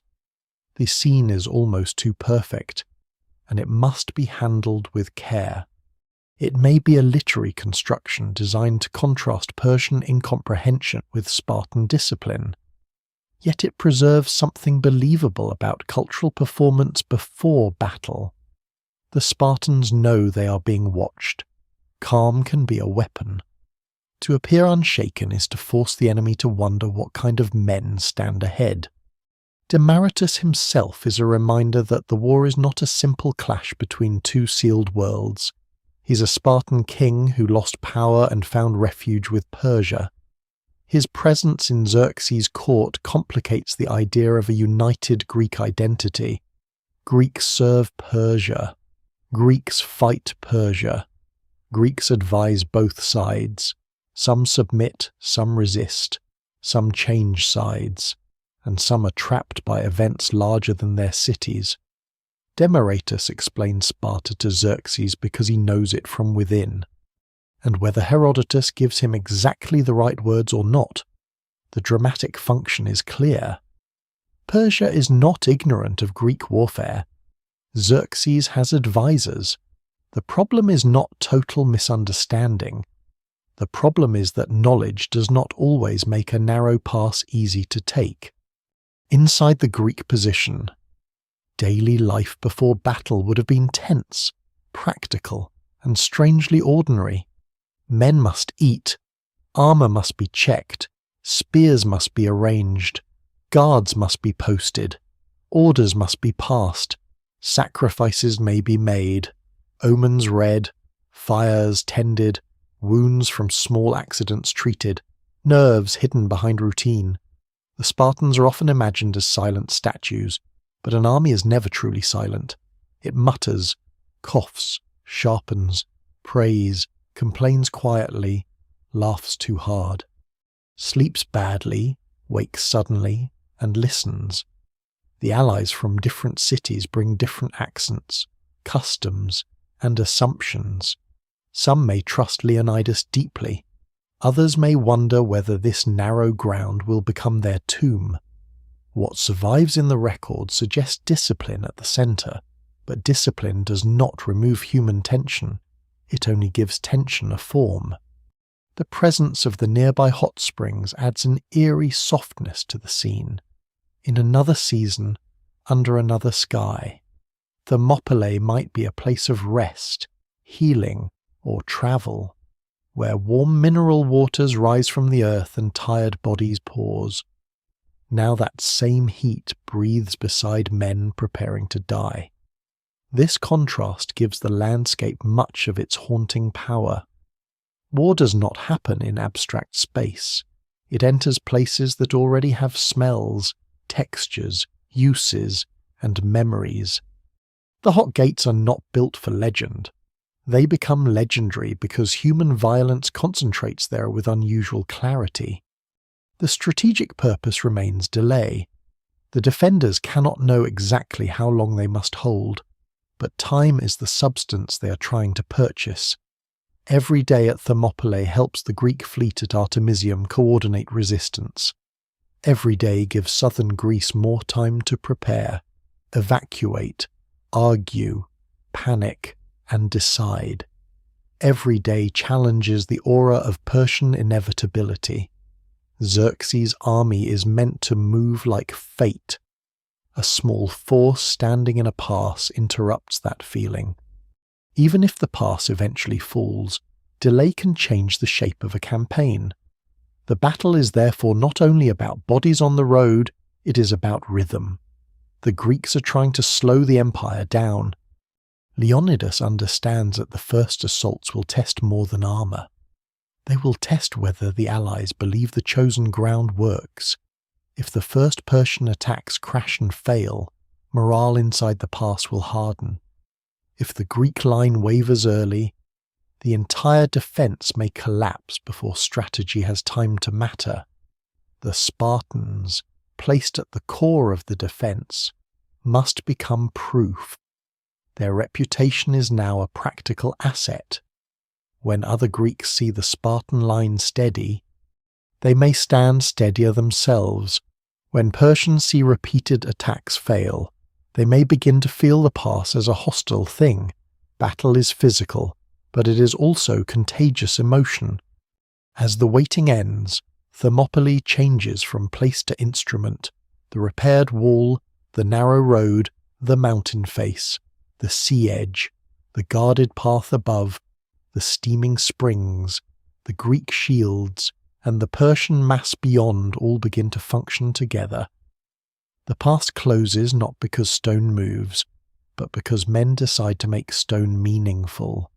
Xerxes has crossed bridges, cut canals, gathered nations, and entered Europe with imperial purpose. Leonidas has taken a small army and placed it where purpose must become pressure. The first assault will show whether a king with the resources of an empire can force his way through a doorway held by men trained to be doors themselves. The first Persian assaults do not begin as myth. They begin as orders, movement, and noise. Men are sent forward because the king's army has reached the obstruction in the road, and obstruction is something empire exists to remove. From the Persian side, the Greeks at Thermopylae must seem stubborn but solvable. They are few. Their position is narrow, but narrow places can be widened with enough pressure, enough arrows, enough repeated attacks, enough bodies willing or commanded to move into danger. Xerxes has not brought an army across the Hellespont to be stopped by a strip of earth between mountain and sea. The first troops advance with the confidence of a force accustomed to obedience from cities, regions, and kings. Ahead of them, the Greek line waits behind shields. The first collision reveals the difference between appearing small and being weak. The Persian troops attacking the pass are brave enough to move into killing ground, but bravery is not the same as advantage. In the constricted space, they cannot easily use the full depth and variety of the imperial army. Their numbers crowd behind them without all being able to fight, their lighter shields and shorter spears, at least as Greek sources emphasize, struggle against the heavy hoplite equipment and the disciplined Greek front. The Spartans and their allies fight from ground chosen precisely for this imbalance. The long spears reach, the heavy shields overlap, bronze and wood form a moving barrier.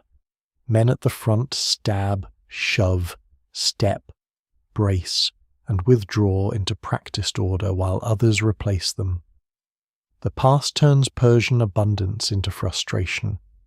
Herodotus describes the Greeks using tactical feints, at times pretending to retreat and then turning back on the pursuing Persians. Whether every detail is exact remains debated, but the maneuver fits the kind of discipline associated with Spartans. A false retreat is dangerous. Men must move backward without becoming truly afraid, and then reverse suddenly without losing formation. Poorly trained troops might turn a feigned withdrawal into an actual rout, but disciplined hoplites can use enemy expectation against them. If Persian soldiers believe the Greeks are breaking, they may rush forward unevenly, opening themselves to a sudden counterattack. What survives in the record suggests that Spartan steadiness allows the Greeks not merely to hold the pass, but to manipulate the rhythm of fighting inside it. For the men in the Persian front ranks, the experience must be terrible. They are not fighting an abstract number called 300. They are facing a compressed wall of armed men supported by thousands of Greek allies and by the land itself. Behind them, their own army presses forward. Ahead, the Greek shields refuse to open. The spear points come from a line that does not easily scatter. In open country, a soldier might move around, draw back, seek space, let cavalry or archers reshape the fight. In the pass, space is rationed. The bodies of comrades become obstacles. The dead and wounded make footing worse. Commands are hard to hear. Momentum drives men into a place where momentum dies. The Greeks are not untouched. Every assault costs strength. Holding a line is not passive. Arms tire, throats dry. The weight of shield and armour digs into shoulders. A man who survives the first push must still stand for the next. The famous ease of the Spartan defence should not be imagined as effortless slaughter. Even favourable terrain demands labour. A hoplite's shield can weigh heavily after minutes of pressure. After hours, it becomes part of a private ordeal. Spears break or bend. Armour traps heat. Sweat runs into eyes beneath helmets. Dust sticks to skin. Men slip on blood and loose stones. The evidence remains incomplete for the precise sequence of attacks, but any realistic picture of the battle must include exhaustion. Discipline does not remove fatigue. It teaches men to keep functioning inside it. The Persian commanders face a different kind of frustration. Their army is large, flexible, and imperial, but Thermopylae denies them many of their usual advantages. Cavalry cannot easily decide the matter in the narrow road. Archery can harass, but shields and armour blunt its effect, especially if the Greeks are positioned carefully and the Persian infantry must still close.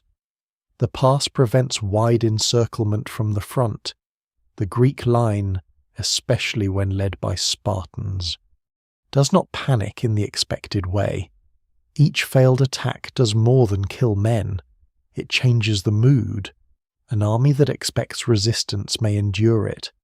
An army that expects quick removal of an obstacle may begin to feel the obstacle as unnatural.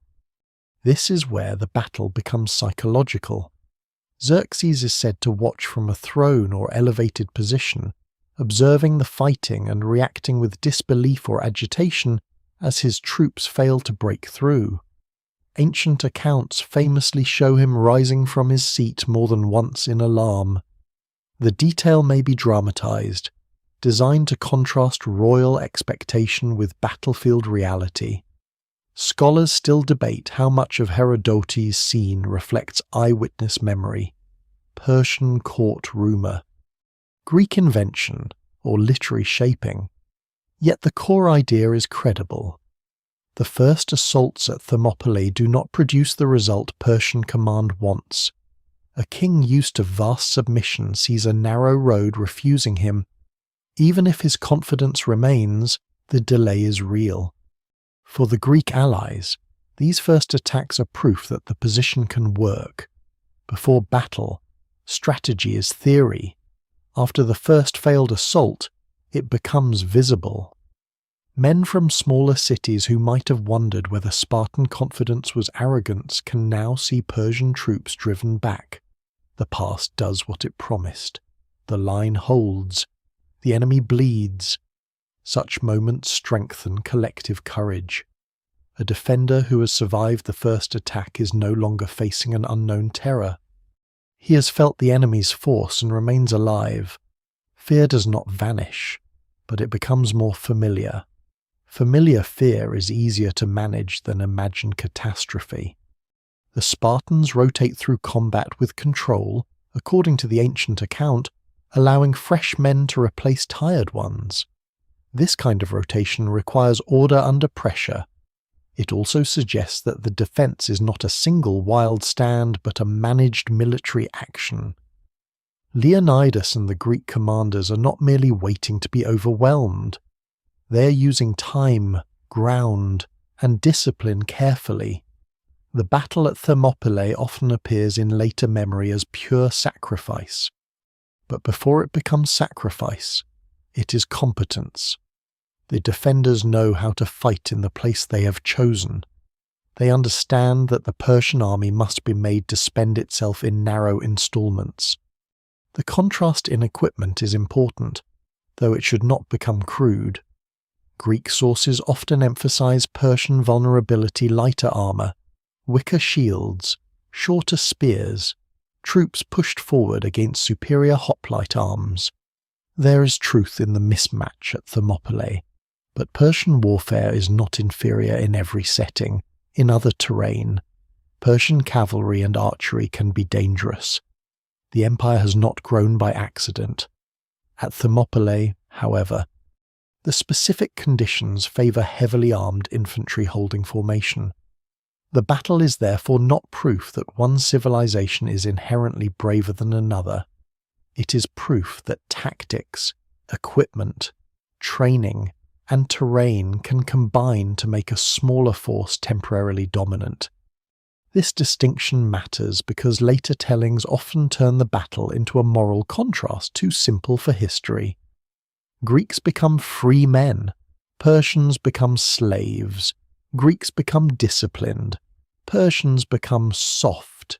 Greeks become few and noble, Persians become countless and faceless.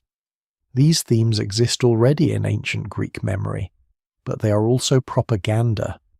The Persian soldiers at Thermopylae are real men drawn from real peoples, many of them far from home, acting under orders within an imperial system.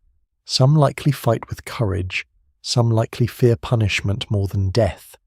Some may not care deeply about Greece at all. The Greek defenders, too, are not pure symbols. Some fight for freedom, some for alliance, some for compulsion, some for local survival, and the Spartans themselves belong to a city sustained by unfree labour. No single explanation fully accounts for the moral landscape of the battle. Still, the physical fact remains: the Persian assaults fail. Again and again, troops sent into the pass cannot break the Greek line. The road becomes a place of repeated collision, and each repetition deepens the legend forming in real time. The defenders gain confidence, but they cannot become careless. A line that has held all morning can still break in the afternoon. A spear thrust that lands a finger width differently can open a life. A commander who misjudges fatigue can lose the advantage. Leonidas must preserve focus, because success in the first assaults does not change the strategic danger above the pass. The Anapaia path remains in the mountains, watched by Phocians, waiting in the story like a shadow not yet moving. By the end of the first phase of fighting, the Greeks have achieved something remarkable but not decisive.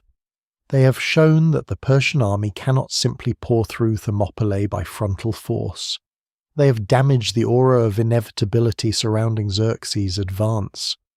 They have given the alliance a story of resistance while the war is still unfolding, but they have not destroyed the army. They have not secured the mountain path beyond all danger. They have not removed the fleet's peril at Artemisium. The empire remains vast beyond the pass, and one day of failed assaults does not defeat an empire willing to try again. As the sun lowers over the hot gates, the ground tells the first day's truth in marks no later poet needs to exaggerate. Broken spear shafts, dented shields, trampled dust, discarded arrows, torn clothing, wounded men, and bodies lying where the narrow road allowed them to fall. The Greeks still hold. The Persians still wait. The mountain and the sea remain where they were, indifferent and essential. For Leonidas, the first test has been passed, but the cost of victory is still hidden. The Persian king has more troops to send, and among them are the men called Immortals, the imperial elite whose name alone is meant to suggest that loss can be endlessly replaced. Thermopylae has swallowed the first assaults. Now it must prove whether it can swallow the best troops Xerxes can bring. The name Immortal sounds as if it belongs to myth, and in Greek memory it almost does. They're not immortal in the literal sense, of course, but an elite Persian infantry force whose number is said to be kept constantly at 10,000, so that whenever one man falls sick, dies, or is removed, another replaces him, and the unit's strength appears unchanged. Whether the mechanism worked with the perfect precision implied by the name remains uncertain, and scholars still debate how much of the Greek description reflects Persian reality, Greek misunderstanding, or the drama of enemy naming. Yet the idea is powerful. Against the Spartans, whose fame rests on the refusal to move, Xerxes now sends a force whose fame rests on the refusal to diminish. The narrow pass becomes the meeting place of two military images, the unbreakable line and the inexhaustible army. The Immortals, commanded according to Herodotus by Hydarnes, represent the king's confidence that elite troops will solve what ordinary assaults have failed to solve. This is not an unreasonable expectation. Empires rely on hierarchy of quality as well as quantity. When the first waves cannot force the pass, better trained, better equipped, more prestigious soldiers may be expected to do what others cannot. Their appearance also carries psychological weight. A king does not send his finest men lightly. Their movement signals escalation. For the Persians watching, it promises that the embarrassment of the earlier failures will be corrected. For the Greeks, it announces that the battle is entering a harsher test, one that will measure whether Spartan discipline can withstand not only mass, but excellence. The Immortals advance into the same problem that defeated those before them. Thermopylae does not respect prestige. A narrow road has no interest in titles, royal favour, or embroidered clothing. It asks only how many men can fight at once, how well they can use their weapons in confined ground, and whether they can survive the disciplined violence waiting ahead. In more open terrain, the Immortals may have had room to maneuver, shoot, press, withdraw, and exploit flexibility. In the pass, their advantages narrow with the road. Greek heavy infantry, shield locked beside shield, spear points reaching from behind a wall of bronze, remains terribly difficult to break head-on. The elite status of the attackers does not change the geometry of the battlefield. The clash must have carried a different emotional charge from the first assaults. The Greeks know these are not merely more men. They are the king's chosen, the force whose reputation precedes them. The Persians know they are being watched, perhaps expected to restore royal momentum. Pressure exists on both sides. For the Spartans, failure against the Immortals would undo the confidence won earlier. For the Immortals, failure would deepen the humiliation of the entire army. Ancient battle is often described through weapons and numbers, but reputation can be as heavy as armour. Men fight not only to survive, but to remain what others believe them to be. Again the Greek line holds. The Immortals cannot break through. Herodotus emphasizes that they fare no better than the previous troops, partly because they have shorter spears and are fighting in a narrow place against men skilled in such combat. The detail should be understood with caution, because Greek accounts naturally highlight Greek advantages and Persian limitations. Yet the outcome is plausible. Equipment and terrain align strongly with the defenders. The Greek hoplite spear, the large shield, the depth of formation, and the discipline to rotate and maintain cohesion all make the pass a terrible place for Persian infantry to solve by direct attack.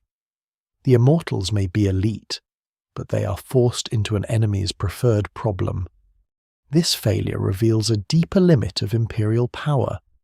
An empire can gather peoples from distant regions, build bridges across straits, cut canals through land, stockpile supplies, summon fleets, and command loyalty through fear, reward, and administration. Yet at the point of contact, war becomes local. A king's will must pass through a road, a slope, a wall, a shield rim, a spear thrust, a man's lungs, and the space between two bodies.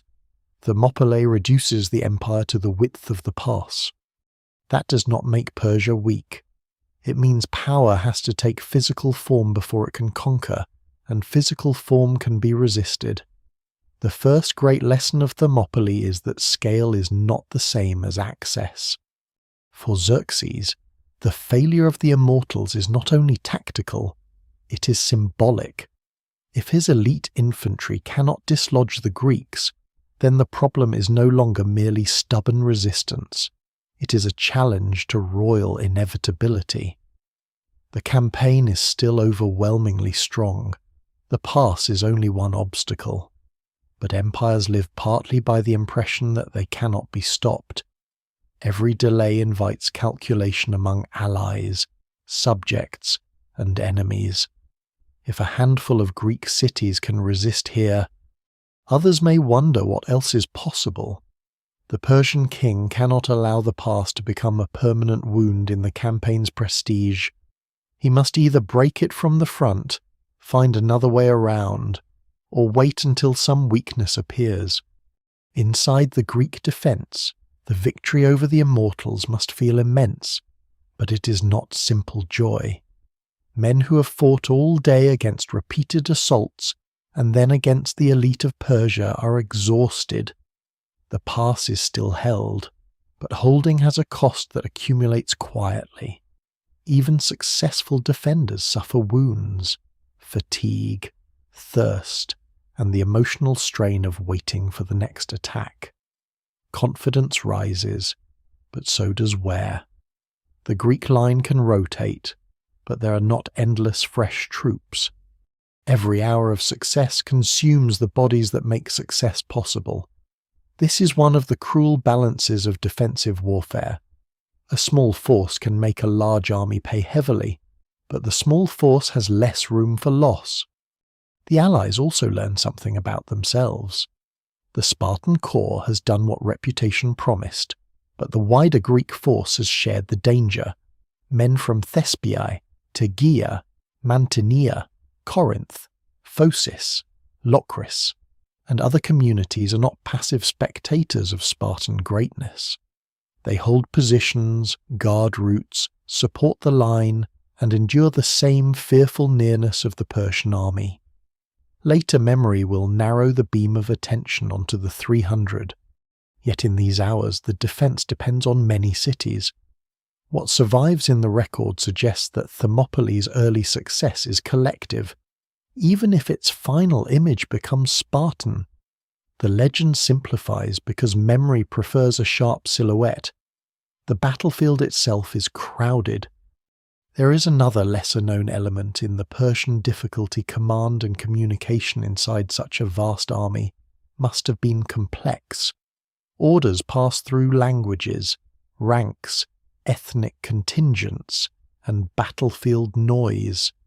In a narrow pass, where only limited troops can engage, commanders must decide which units to send, when to withdraw them, how to replace exhausted men, and how to prevent failed assaults from damaging morale. The Greeks, though composed of allies, fight from a simpler defensive position.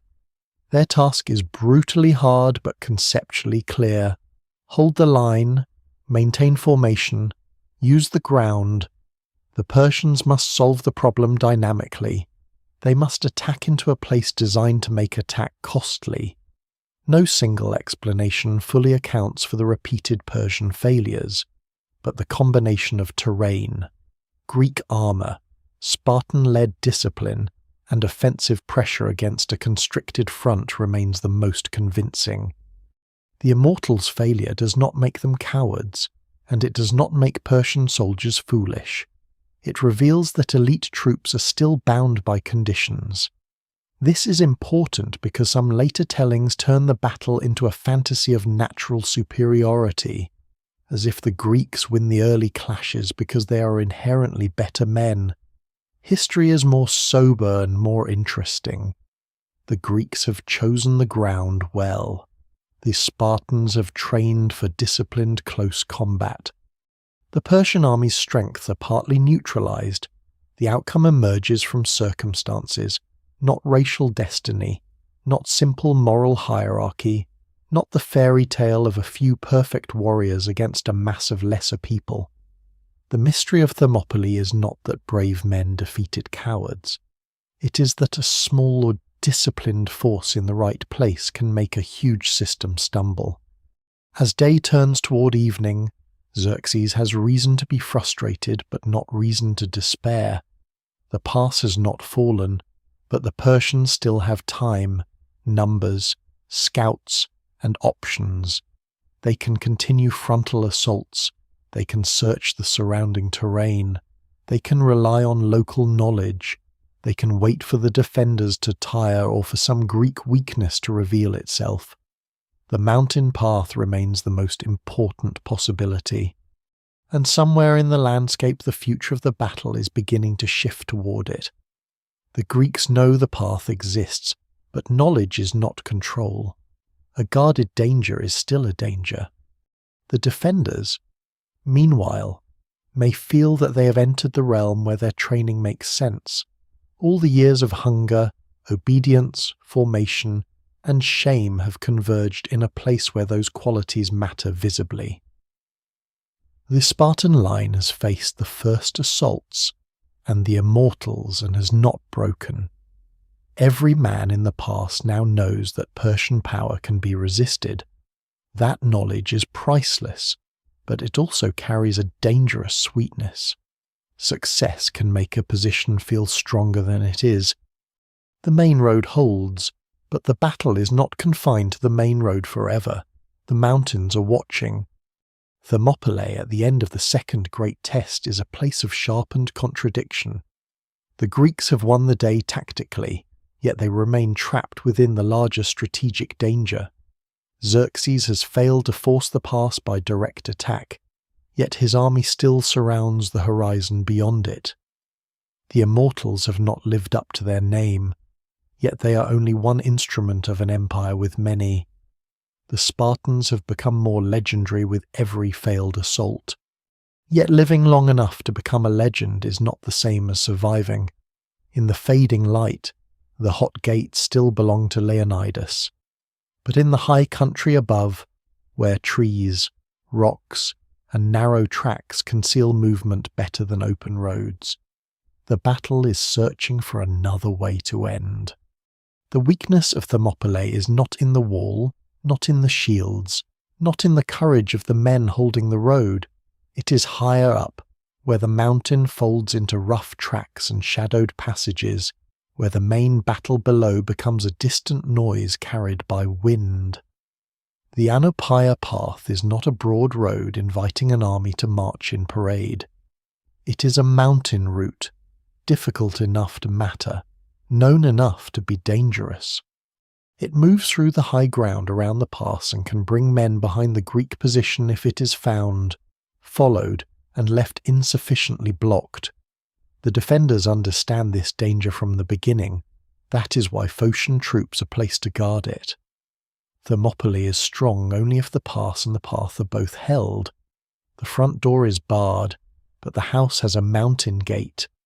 The man most often remembered for opening that gate is Ephialtes of Trachis. His name becomes one of the most infamous in Greek memory, eventually almost a synonym for betrayal. According to Herodotus, Ephialtes reveals the mountain path to Xerxes in hope of reward, guiding or informing the Persians so they can outflank the Greeks. Other names appear in some traditions, and scholars still debate the precise details of how Persian command learns the route, who provides the information, and whether betrayal alone explains the movement. Local knowledge, reconnaissance, captured intelligence, and the pressure of repeated failure may all have played some role. Yet the story of Ephialtes survives because it gives disaster a human face. A pass held by courage is easier to understand if it falls through treachery. This is one of the deep patterns in how societies remember defeat. When a brave defense collapses, memory searches for a crack worthy of the loss. It is painful to imagine that even great courage can be undone by terrain, fatigue, imperfect guard placement, or the ordinary complexity of war. Betrayal offers moral clarity. It says the line did not fail from weakness. Someone opened the way. In the case of Thermopylae, betrayal may indeed have mattered. What survives in the record strongly associates the Persian turning movement with guidance from a local man, but the evidence remains incomplete, and the moral shape of the story has hardened across centuries. Ephialtes becomes not only a person, but a symbol, and symbols are rarely allowed to remain complicated. For Xerxes, the information changes everything. Frontal assaults have failed. The Immortals have failed. The pass continues to hold. The mountain route offers the solution Empire has been seeking, not to break the shield wall directly, but to make the shield wall irrelevant by appearing behind it. Haidans and a Persian force, often identified with the Immortals or elite troops under his command, are sent along the path during the night. The choice of darkness matters. Movement through mountains is difficult by day and dangerous by night, but secrecy is worth the risk. If the Persians can move unseen or too late to be stopped, morning will find the Greeks caught between forces.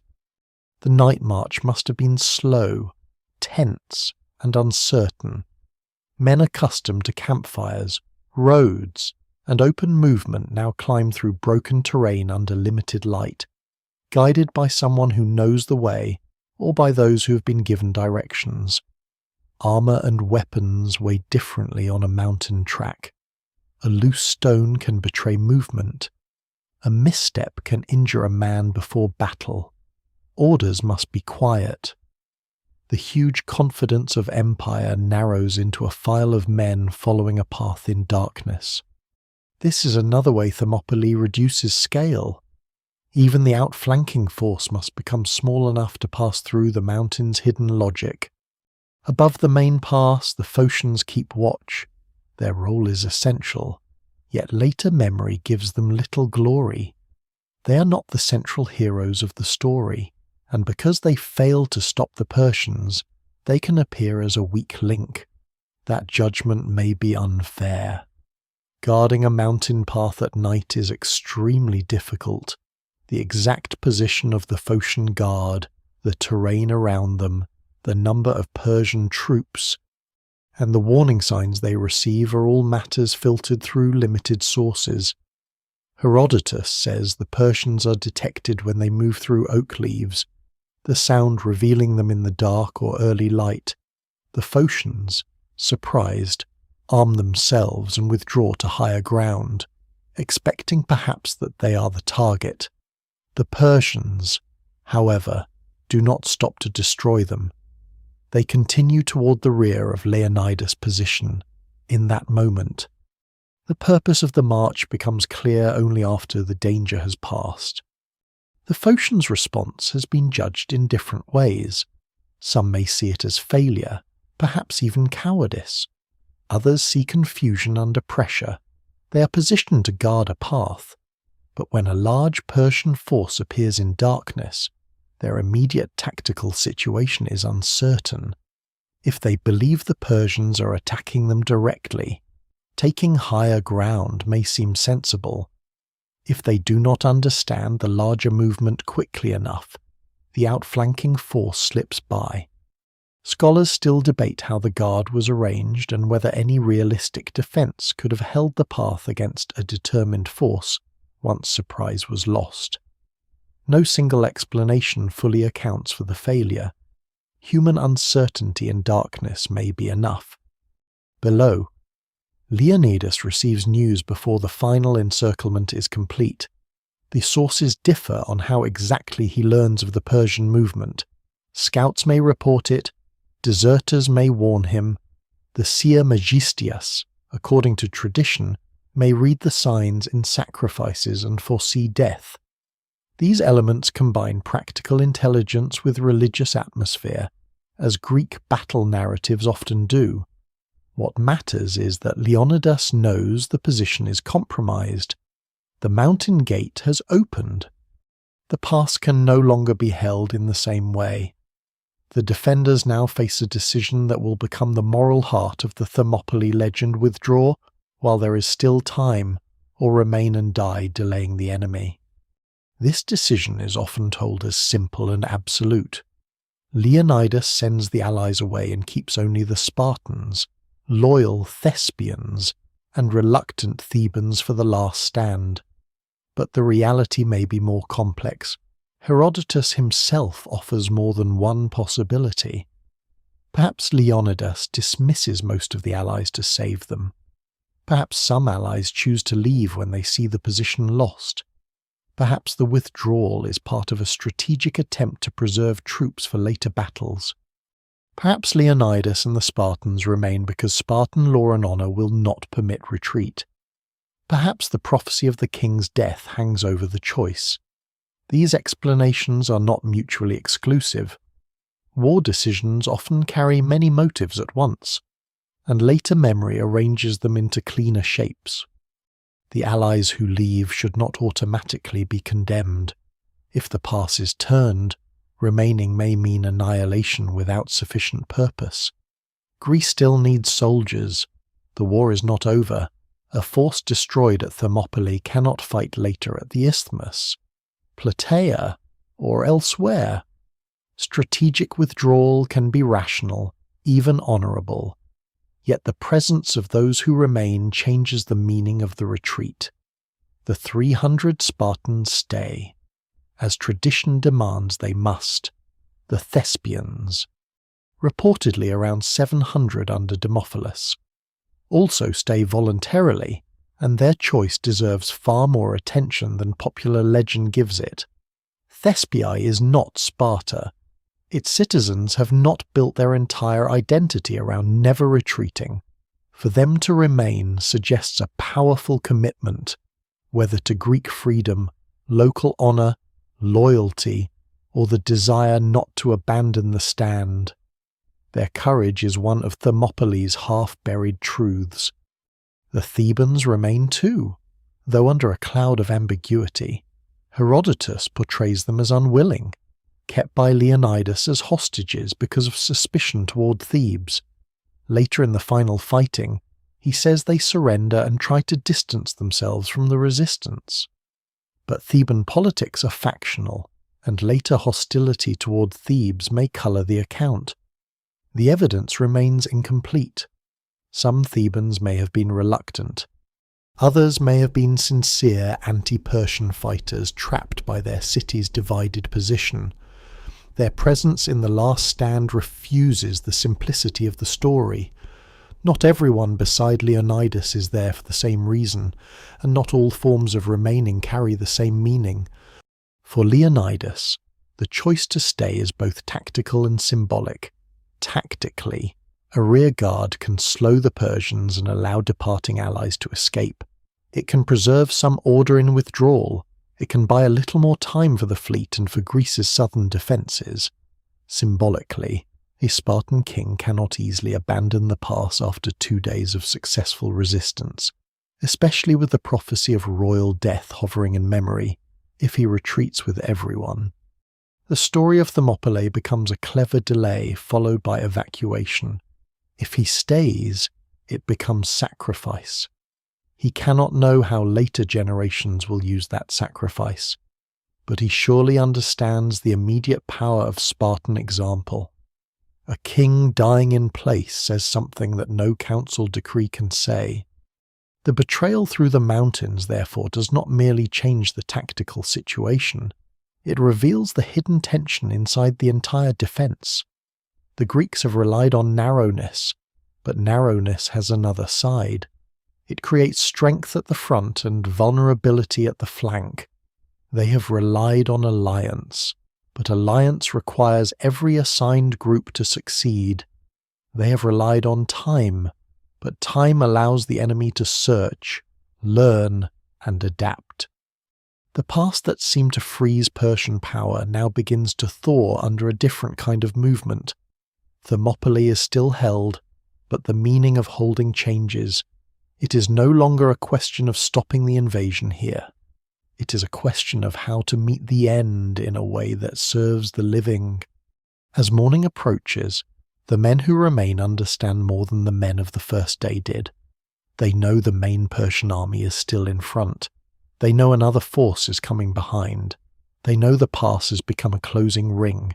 The landscape that helped them has turned partly against them. Not from malice, but from the simple fact that every strong place has a weakness. The hot gates have held long enough to become famous among those who survive to tell the story. But the price is now due. Leonidas, the 300, the Thespians, the Thebans, and perhaps others stand at the edge of the transformation. Until this moment, they have been defenders in a successful position. From this moment, they become the last guard of a lost one. When the news of the mountain path reaches the Greek camp, the meaning of Thermopylae changes before the sun has fully risen. The pass is no longer a narrow door held from the front. It is a place slowly becoming surrounded. The Persians still stand before the Greeks on the road, but another Persian force is moving through the heights, descending toward the rear like the closing half of a trap. In the first days, Leonidas and his allies have fought with the confidence that geography is on their side. Now geography has become divided. The same mountain that shielded them has allowed the enemy to move unseen. The same pass that made numbers useless may soon make escape difficult. The defenders are not defeated yet, but the structure of the battle has turned against them. This is the moment later memory loves to simplify. The Spartans remain, everyone else goes. The brave choose death, the lesser men choose life. History is more complicated and more human than that. The council among the Greeks, if it happened as Herodotus suggests, must have carried urgency, frustration, perhaps anger, and certainly fear. Some commanders may argue that the position is lost and that every remaining soldier should withdraw while there is still time. Others may believe a rearguard must hold long enough to cover the departure. Leonidas may dismiss some allies to preserve them for the wider war. Some may leave because he orders them. Some may leave because they no longer see purpose in dying there. What survives in the record suggests multiple motives, and no single explanation fully accounts for every contingent's decision. The men who leave are not necessarily cowards. This point matters because the legend of the 300 has often been sharpened by diminishing everyone else. The war against Persia is not ending at Thermopylae. Greece will still need soldiers at the isthmus, on ships, in later land battles, and in the defence of cities not yet reached by the Persian advance. A commander can preserve men without betraying honour. For many allied Greeks, withdrawal may be the rational continuation of resistance, not its abandonment. Yet in a culture where memory prizes visible sacrifice, survival can look morally pale beside death. The departing allies walk away from the pass carrying not only their weapons, but the uneasy knowledge that others are staying behind. The Spartans remain. For them, the decision is tied to everything their city has made of them: Spartan law, custom, reputation, and the personal honour of Leonidas all press toward refusal to abandon the position. The oracle reported by Herodotus that either Sparta must fall or a Spartan king must die gives the moment a sacred frame. Whether Leonidas acts consciously under that prophecy cannot be known with certainty, but the story makes his remaining feel like payment, A king's life is offered where a city's life might otherwise be demanded. The evidence remains incomplete, but later Greeks understand the final stand through this exchange. Leonidas does not merely command a rear guard, he becomes, in memory, the body placed between Sparta and doom. The Thespians remain as well, and their choice is one of the most important corrections to the simplified legend. Around 700 men from Thespiae, led by Demophilus, stay with Leonidas even though they are not bound by Spartan law. Thespiae lies in Boeotia, closer to the path of invasion than Sparta, and its citizens have much to lose if Persia advances. Their decision may be shaped by loyalty to the Greek cause, local pride, hatred of submission, or the knowledge that their home is already in danger. Whatever their precise motives, the result is clear. They choose to share the last stand. Popular memory often says 300 because 300 is clean and unforgettable. But the last defense at Thermopylae is also Thespian blood, Thespian fear, and Thespian courage. The Thebans remain too, though their presence is burdened by suspicion. Herodotus portrays them as unwilling, kept by Leonidas because he doubts their loyalty, and later trying to surrender when the end becomes unavoidable. This account may reflect real tensions, but it may also be shaped by later hostility toward Thebes, especially after the city's controversial relationship with Persia. Scholars still debate the Theban role. Some may have been compelled. Some may have been anti-Persian men caught in a divided city's politics. Some may have hoped to survive by proving they had not chosen resistance freely. Their place in the final stand is uncomfortable because it resists heroic clarity. Not everyone who remains does so with the same heart. As the larger body of allies withdraws, the atmosphere in the pass must shift. The camp grows smaller. Familiar contingents disappear from their positions. The sound of preparation changes. Men who are leaving move with urgency but perhaps not ease. Men who remain understand that there will be no ordinary rotation back into safety, no later relief, no chance to tell the story themselves unless captured or spared, and for most of them there will be neither. The final force gathers not as an army expecting victory, but as a rear guard accepting destruction in exchange for time, honor, and the meaning of resistance. The line between strategy and sacrifice becomes very thin. Leonidas now has to decide how to fight the last day. Rather than remain passively behind the wall, the Greeks reportedly move forward into the wider part of the pass, meeting the Persians more aggressively. This makes sense if the goal is to kill as many as possible before encirclement tightens, and to prevent the main Persian force from simply waiting until Hydarne's troops arrive in the rear. It also gives the last stand a different character from the earlier defensive fighting. The first 2 days are about holding the narrow place. The final day is about spending the remaining strength before the trap closes. The defenders know the ending, or at least the likely shape of it. That knowledge can make men collapse. It can also make them ferocious. The Persians in front know something has changed too. Xerxes' commanders understand that the mountain force is moving into position.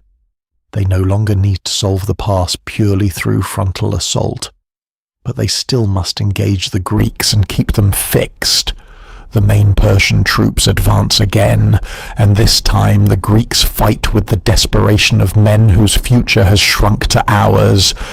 Ancient accounts describe heavy Persian losses, partly because troops are driven forward under command pressure, and partly because the Greeks fight beyond the ordinary logic of survival. The sources may heighten the slaughter to honor the dead, yet the tactical situation supports the idea of extreme violence. A doomed force with strong discipline, good weapons, and no expectation of retreat can be terribly dangerous. In the middle of this fighting, Leonidas dies. The exact moment is lost beneath the dust of battle and the shaping hand of later narrative.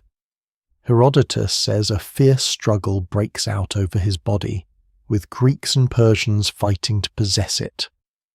This detail fits a broader ancient concern with bodies, honour, and the symbolic power of the fallen leader. To recover a commander's corpse is to preserve dignity. To seize it is to claim domination, whether the struggle happened exactly as told. It expresses a truth about the battlefield. Leonidas' body is no longer only a body. It has become the centre of the meaning for which men are dying.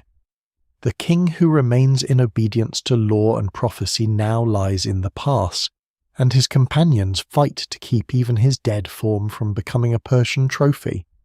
The struggle over the body also reveals the emotional force of the final stand. These men have not remained merely to be killed in place.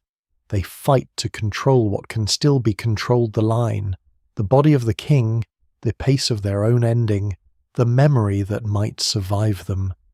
In ancient warfare, defeat often means the enemy decides what happens to the dead. Mutilation, display, denial of burial, or trophy-taking can extend violence beyond life. To fight over Leonidas is therefore to resist not only death, but dishonour after death. The Spartans and Thespians cannot stop the Persian army forever, but for a time they can stop Persian hands from claiming the king. As casualties mount, the Greek spears break. This detail, preserved in the ancient account, has become one of the most visceral images of the battle. Once the long spears are gone, the defenders fight with swords, when swords fail or are lost. The story says they fight with hands and teeth. Such language may be intensified by heroic tradition, but it reflects the imagined extremity of close combat when formation dissolves and survival is no longer expected. The battlefield contracts from phalanx discipline into physical struggle at the edge of exhaustion.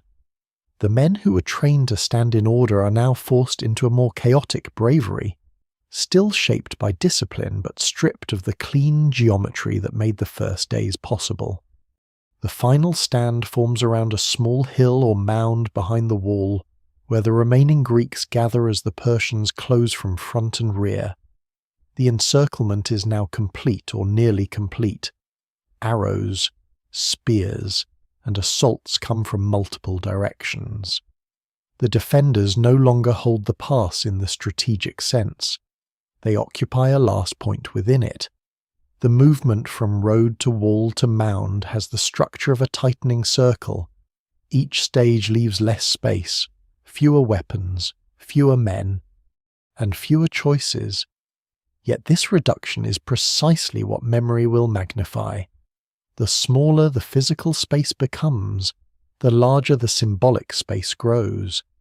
For the Thespians, the end is as total as it is for the Spartans. Their city will later be destroyed by the Persians, and their sacrifice at Thermopylae will not receive the same enduring fame. This imbalance in memory is one of the battle's quiet injustices. The Spartans remain because their entire culture is built around such a death. The Thespians remain without the same global legend to protect their names. What survives in the record suggests they deserve to stand beside the 300 in any serious telling. Their presence does not weaken the Spartan story. It deepens the Greek one. The Thebans, according to Herodotus, separate themselves and surrender when possible, claiming they had been forced to fight. Some are reportedly branded by Xerxes. This episode is difficult to assess.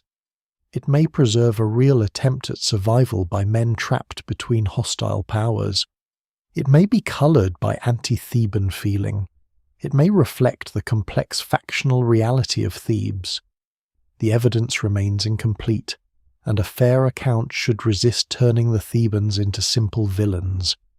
Thermopylae contains heroism, compulsion, ambiguity, and survival instinct in the same narrow place. That is part of why it remains historically rich beneath the legend. As the last stand forms, Leonidas is dead, but his decision continues acting through the men who remain. The pass is lost, the army is doomed, yet the withdrawal of many allies has been covered, the Persian advance delayed, and a story of resistance created at the very moment of military failure. None of this makes the fear less real for the men on the mound. None of it turns wounds into poetry for these receiving them. The final stand is not beautiful from inside. It is hot, loud, crowded, painful, and short of breath. Its beauty is made later by distance. Its meaning is made by the fact that the men inside it do not run when running may no longer save them. The hot gates are closing. The Persian force from the mountain path has done its work. The main army presses forward. The defenders are reduced to a last knot of bodies around broken weapons and the memory of a king. The first days proved that Sparta's training could hold a line. This final day proves something different, that a line can be destroyed and still change the imagination of those who hear about it. Thermopylae is no longer a defensive position. It is becoming a message written in the only ink battle leaves behind. The last hours inside the pass belong less to strategy than to endurance. Strategy has already done what it can. The position has been chosen, held, turned, and narrowed into a final pocket of resistance. Leonidas is dead. Many allies have withdrawn. The Thespians and Spartans remain in the centre of the dying defence, while the Thebans occupy their uneasy place in the story's shadow. The Persian force from the mountain path is descending, or has already completed the encirclement. The main army presses from the front. The defenders can no longer imagine relief arriving in time. They can no longer believe that the pass will remain closed. What remains is the terrible intimacy of men fighting after the battle's outcome has become clear. The final combat at Thermopylae is often pictured as a clean heroic tableau, a perfect ring of warriors standing beneath a storm of arrows. The reality would have been rougher, uglier, and harder to frame. The ground is crowded with bodies, broken spear shafts, discarded shields, damaged helmets, blood-darkened dust, and the fallen of earlier assaults. Men move over the dead and the dying because there is nowhere else to step. The air is filled with the breath of exertion, the scrape of bronze, the dull impact of wood on shield, the sharp cry that escapes even disciplined men when iron enters flesh. Ancient sources cannot preserve the actual sound of the place, and no single explanation fully accounts for each movement of the last fight.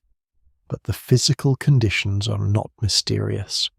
Close combat in a confined space is a crushing, exhausting, confusing struggle where even courage has to compete with heat, thirst, pain, and the body's demand to stop. The Greeks have lost the advantage that made the first 2 days so effective. Their line has been forced away from the perfect defensive logic of the narrowest road. They have fought forward, killed heavily, recovered or defended the body of Leonidas, and then fallen back toward a final rise, often described as a hillock near the wall. The movement is important because it shows the shrinking of their world. At first they hold a pass, then they contest a road. Then they fight over a king's corpse. Then they gather on a mound. Each stage takes away space. Each loss of space increases the pressure, until the remaining defenders are no longer a line-blocking movement, but a last island inside enemy control. In such a situation, weapons change meaning. A spear is ideal for the ordered phalanx, where reach and formation matter. Once spears break, swords bring the fight closer. A short sword requires a man to enter the danger he might previously have held at spear's length. The body's exposed to more angles, more hands, more chance. when swords break or are lost. Ancient accounts say the defenders fight with hands and teeth. That phrase may carry heroic exaggeration, but it expresses the collapse of distance. War begins with formations and commands. It ends, for the men at the centre, with muscle, panic, rage, and the instinct to resist one more body pressing in. Scholars still debate the literary shaping of these details, yet the image survives because it conveys a plausible extremity. The defenders are not fighting to preserve their lives now. They are fighting to spend them fully. Persian losses in the final struggle are hard to measure. Herodotus gives the impression of enormous casualties, especially among the attackers forced into the pass by officers behind them. Modern historians are cautious. Ancient casualty numbers can be symbolic, inflated, or shaped by the desire to honour the defeated Greeks by making their resistance costly. Still, the Persian army likely pays heavily in the confined fighting, especially during frontal assaults against disciplined hoplites. The exact numbers matter less than the tactical fact. Xerxes wins Thermopylae, but he does not win it cheaply in reputation. His army breaks through only after finding the mountain path. The frontal superiority of numbers alone does not solve the pass. That memory will matter later, because it allows Greeks to treat the defeat as evidence of Persian vulnerability, rather than proof of Persian invincibility.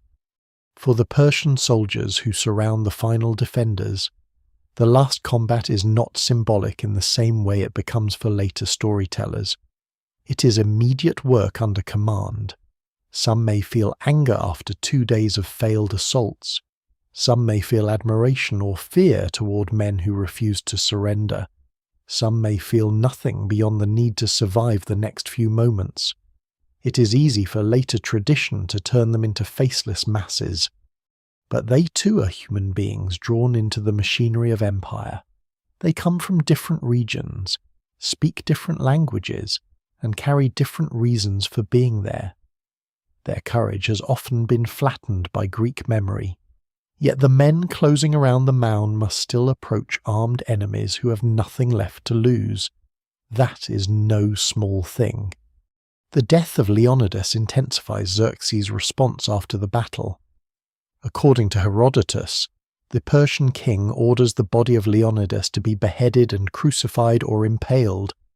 A shocking act because Persian kings are elsewhere often shown treating brave enemies with a degree of royal dignity. Whether this reflects Xerxes' personal rage, Greek hostile tradition, or a real punitive display remains debated. The evidence remains incomplete, and historians handle the episode cautiously. But if it happened, it suggests how deeply the Spartan king's resistance angered or humiliated the Persian command. Leonidas alive blocks the pass. Leonidas dead still needs to be dominated. The mutilation of the body becomes an attempt to answer symbolic defiance with symbolic power. For the Spartans, the treatment of the body would have mattered immensely, though most of those who cared most are dead beside him. Burial, recovery, and proper honour are central concerns in Greek culture. To lose control of the dead is to suffer defeat beyond the battlefield. Yet paradoxically, the humiliation meant to degrade Leonidas helps magnify him in Greek memory. The more violently the enemy handles the king's corpse, the more the story can present him as a figure whose body remains dangerous to empire even after death. This does not mean the mutilation is good or noble. It means memory can transform outrage into reverence. The defeated cannot control the battlefield, but survivors can control the telling. The arrows that finish the last defenders become one of the most enduring images of the battle. Once the Greeks are surrounded, the Persians can use missiles to end the resistance from a distance, reducing the need to lose more men in close assault. This is tactically sensible. It also gives later Greek memory a dramatic final picture, men who have withstood everything, finally buried beneath the sky-darkening weapons of empire. The famous earlier remark about fighting in the shade returns here with grim force. Whether arrows literally darken the sun is not the point. The image condenses the scale of Persian power and the stillness of Greek refusal. It allows the battle to end not with flight, but with men standing or falling under a storm. One should be careful, though, not to let the poetry erase the bodies. A man killed by an arrow does not become a symbol to himself. He feels shock, pain, perhaps only a moment of confusion before the body fails. Men wounded but not killed immediately may lie among others, unable to move, hearing the battle continue without them. Some may die quickly, some may wait. Ancient narratives tend to move from heroic action to heroic death with clean speed, but death in battle is often uneven. The legend of Thermopylae is polished by distance. The actual final minutes are not polished at all. They are human, and therefore more terrible than the legend can comfortably hold. The Thespians die with the Spartans. This bears repeating because the famous number has done them a disservice. Their city is not the centre of the later myth, but their decision to remain makes their sacrifice extraordinary. Unlike the Spartans, they are not bound by the same severe military ideology or by the same royal prophecy. They may have stayed because their homeland is exposed, because retreat feels dishonourable, because Demophilus commands it, because they believe the Greek cause demands it, or because events and emotion carry them beyond calculation. The evidence remains incomplete, as it so often is for the motives of men who leave no personal testimony. But the result is beyond dispute in the ancient account. They remain, and they die. Any serious memory of Thermopylae must make room for them on the mound. The Thebans, if Herodotus' account is followed, survive in a more ambiguous way. Some are killed, others surrender and are marked by Xerxes. Their fate is uncomfortable because it does not fit easily into the rhythm of heroic annihilation. Yet discomfort is useful. It reminds us that battlefields contain more than one kind of human behaviour. There is chosen death, forced death, attempted surrender, divided loyalty, political survival, and fear. Thermopylae becomes legendary because of those who refuse to yield, but the presence of those who try to live does not make the story weaker, it makes the human landscape wider. Not every man in a doomed position becomes a statue. When the last resistance ends, the past is suddenly quieter in the way battlefields become quiet only after too much noise. The Persian army controls the road. The bodies of the defenders lie where the final pressure found them. The wall has failed. The mountain path has done its work. The Persian advance into central Greece can continue. In military terms, Xerxes has won. He has forced the pass, destroyed the rear guard, and opened the way south. To pretend otherwise would be to turn history into comfort. Thermopylae is a Greek defeat. The men who remain are killed. The Persians move on. The immediate strategic barrier is gone. And yet the victory carries a strange burden for Persia. The king has won the pass, but only after delay, frustration, heavy fighting, and the revelation that Greek resistance can be costly in the right terrain. He has destroyed Leonidas, but in doing so he has helped create a martyr. He has opened the road, but he has not broken Greek will everywhere. The defenders' deaths become a message moving faster than the army itself. Survivors, messengers, sailors, and later poets carry the news. The pass fell, but the Spartans and Thespians did not run.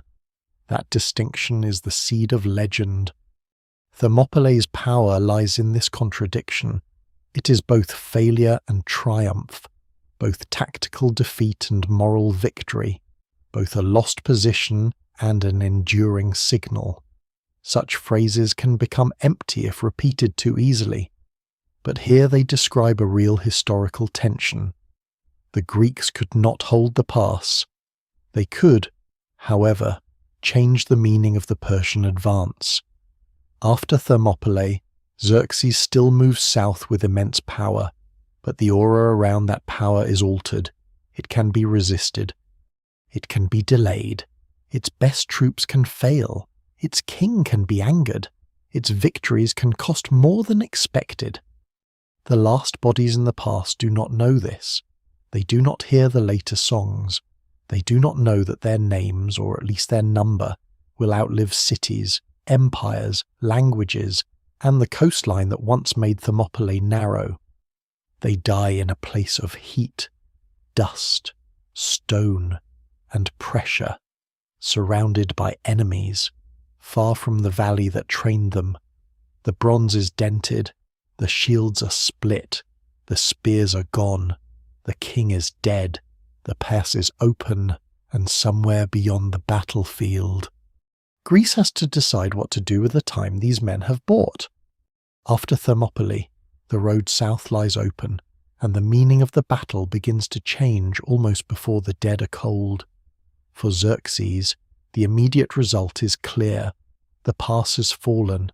Leonidas and the remaining defenders have been destroyed. The Persian army can move into central Greece, punishing those who resist and pressing toward the cities that still refuse submission. In practical military terms, this is victory. A barrier has been removed. A route has been secured. The king's campaign continues. Yet victory at Thermopylae is not the clean, crushing demonstration of Persian inevitability that Xerxes may have wanted. The pass has delayed him, blooded his troops, embarrassed his elite infantry, and given the Greeks a story powerful enough to survive the loss. Empire has broken the door, but the door has made a sound heard far beyond the mountains. The Greek fleet at Artemisium withdraws once the land position is lost. This is not simply fear, but necessity. The naval defence near Thermopylae and the land defence in the pass are connected. Once Persian troops can move through central Greece, the fleet risks being outflanked or cut off if it remains. The sea road and land road have always been part of one strategy, and when one collapses, the other must adjust. Artemisium itself has seen hard fighting, storms, losses, and tactical uncertainty. The Greek fleet has not destroyed the Persian navy, but it has gained experience and avoided annihilation. That matters. Ships preserved at Artemisium will soon become the heart of the next great decision. The war shifts from the narrow land gate of Thermopylae to the narrow waters around Salamis. The Persian advance brings terror to the communities in its path. Cities and villages face the consequences of resistance or abandonment. Thebes and other Medizing states occupy their complicated positions within the new balance of fear and calculation. Boeotia is exposed. Phocis suffers. The Persians move with the authority of an army that has forced the pass, and with the anger of a king whose progress has been delayed. The details of destruction vary from place to place, and the evidence remains incomplete in many local cases. But the broader pattern is clear. Xerxes now has access to the heart of Greece, and access means pressure. Those who submit may survive under Persian terms. Those who resist may be burned. Athens stands at the centre of this pressure. The city has already made a decision that is almost as dramatic in its own way as the stand at Thermopylae evacuation. Guided by Themistocles' naval strategy and the interpretation of the Delphic oracle's wooden wall as ships, the Athenians move much of their population to safety on Salamis, Troezen, and elsewhere. This is a staggering act. A city is not only walls and temples, it is households, shrines, tools, graves, memories, workshops, stored goods, animals, and the familiar streets where people understand their place in the world. To abandon it is to tear civic identity away from stone and trust that it can survive afloat. What survives in the record suggests both planning and anguish. The Athenians choose to preserve their people and their fleet, even if the physical city must be sacrificed. When Xerxes reaches Athens, he finds not the living centre of a defiant city, but an evacuated prize, though some defenders remain on the Acropolis and are killed after resistance. The Persians burn the Acropolis and its sacred buildings, an act that sears itself into Greek memory. Later, Athenians will remember the destruction not merely as damage to architecture but as sacrilege, humiliation, and proof of the stakes of the war. Persian motives may include punishment for earlier Athenian actions such as the burning of Sardis, as well as the ordinary brutality of conquest after resistance. The fire in Athens becomes part of the same chain as Thermopylae. The pass falls, the road opens, the city burns, but the people and ships remain, and that changes everything. Themistocles now becomes essential. He understands that the Greek fleet cannot defeat the Persian navy in open water where numbers and maneuver may favour the invader. Like Leonidas on land, he needs narrowness. Salamis offers a maritime version of Thermopylae confined waters where the larger Persian fleet may struggle to use its full strength. The parallel is not exact, but it is powerful. Again, geography becomes a weapon.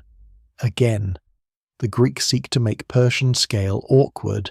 Again, they must hold together an alliance tempted by retreat, caution, and local priorities. Themistocles reportedly uses deception, pressure, and political manipulation to force the battle in the straits, though the exact details are debated.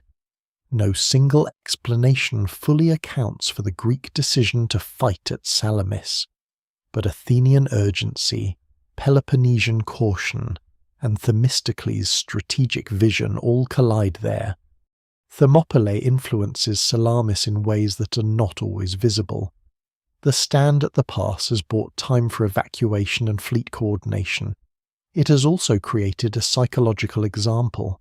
The Greeks have seen that Persian power can be resisted when terrain is chosen well. They have seen that delay matters. They have seen that a smaller force can survive initial contact with imperial scale if discipline and geography work together. The cost is terrible, but the lesson is real at Salamis. That lesson moves from shields to ships, the Greek triremes, packed with rowers and marines. Wait in waters where Persian numbers may become crowded and confused. Thermopylae does not win Salamis, but it helps make Salamis possible. The Persian victory at Thermopylae also creates urgency for Xerxes. He has advanced far, burned Athens, and demonstrated power, but the Greek fleet remains intact. As long as that fleet exists, Persian supply lines and naval control are not secure. The campaign depends on sea power as well as land power. A huge army far from its core territories must be fed, supported, and coordinated. If the navy is weakened or defeated, the land army's position becomes more difficult. This logistical reality often hides behind the drama of kings and battles, yet it is one of the deep forces shaping the war. Armies do not live on courage alone. They eat, drink, move, and depend on routes that can be threatened. At Salamis, the Greeks win a decisive naval victory. The details of the battle are beyond the pass, yet they complete its strategic shadow.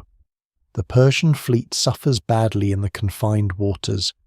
Xerxes, watching from shore according to tradition, sees his naval advantage damaged in a battle he'd expected to confirm his power.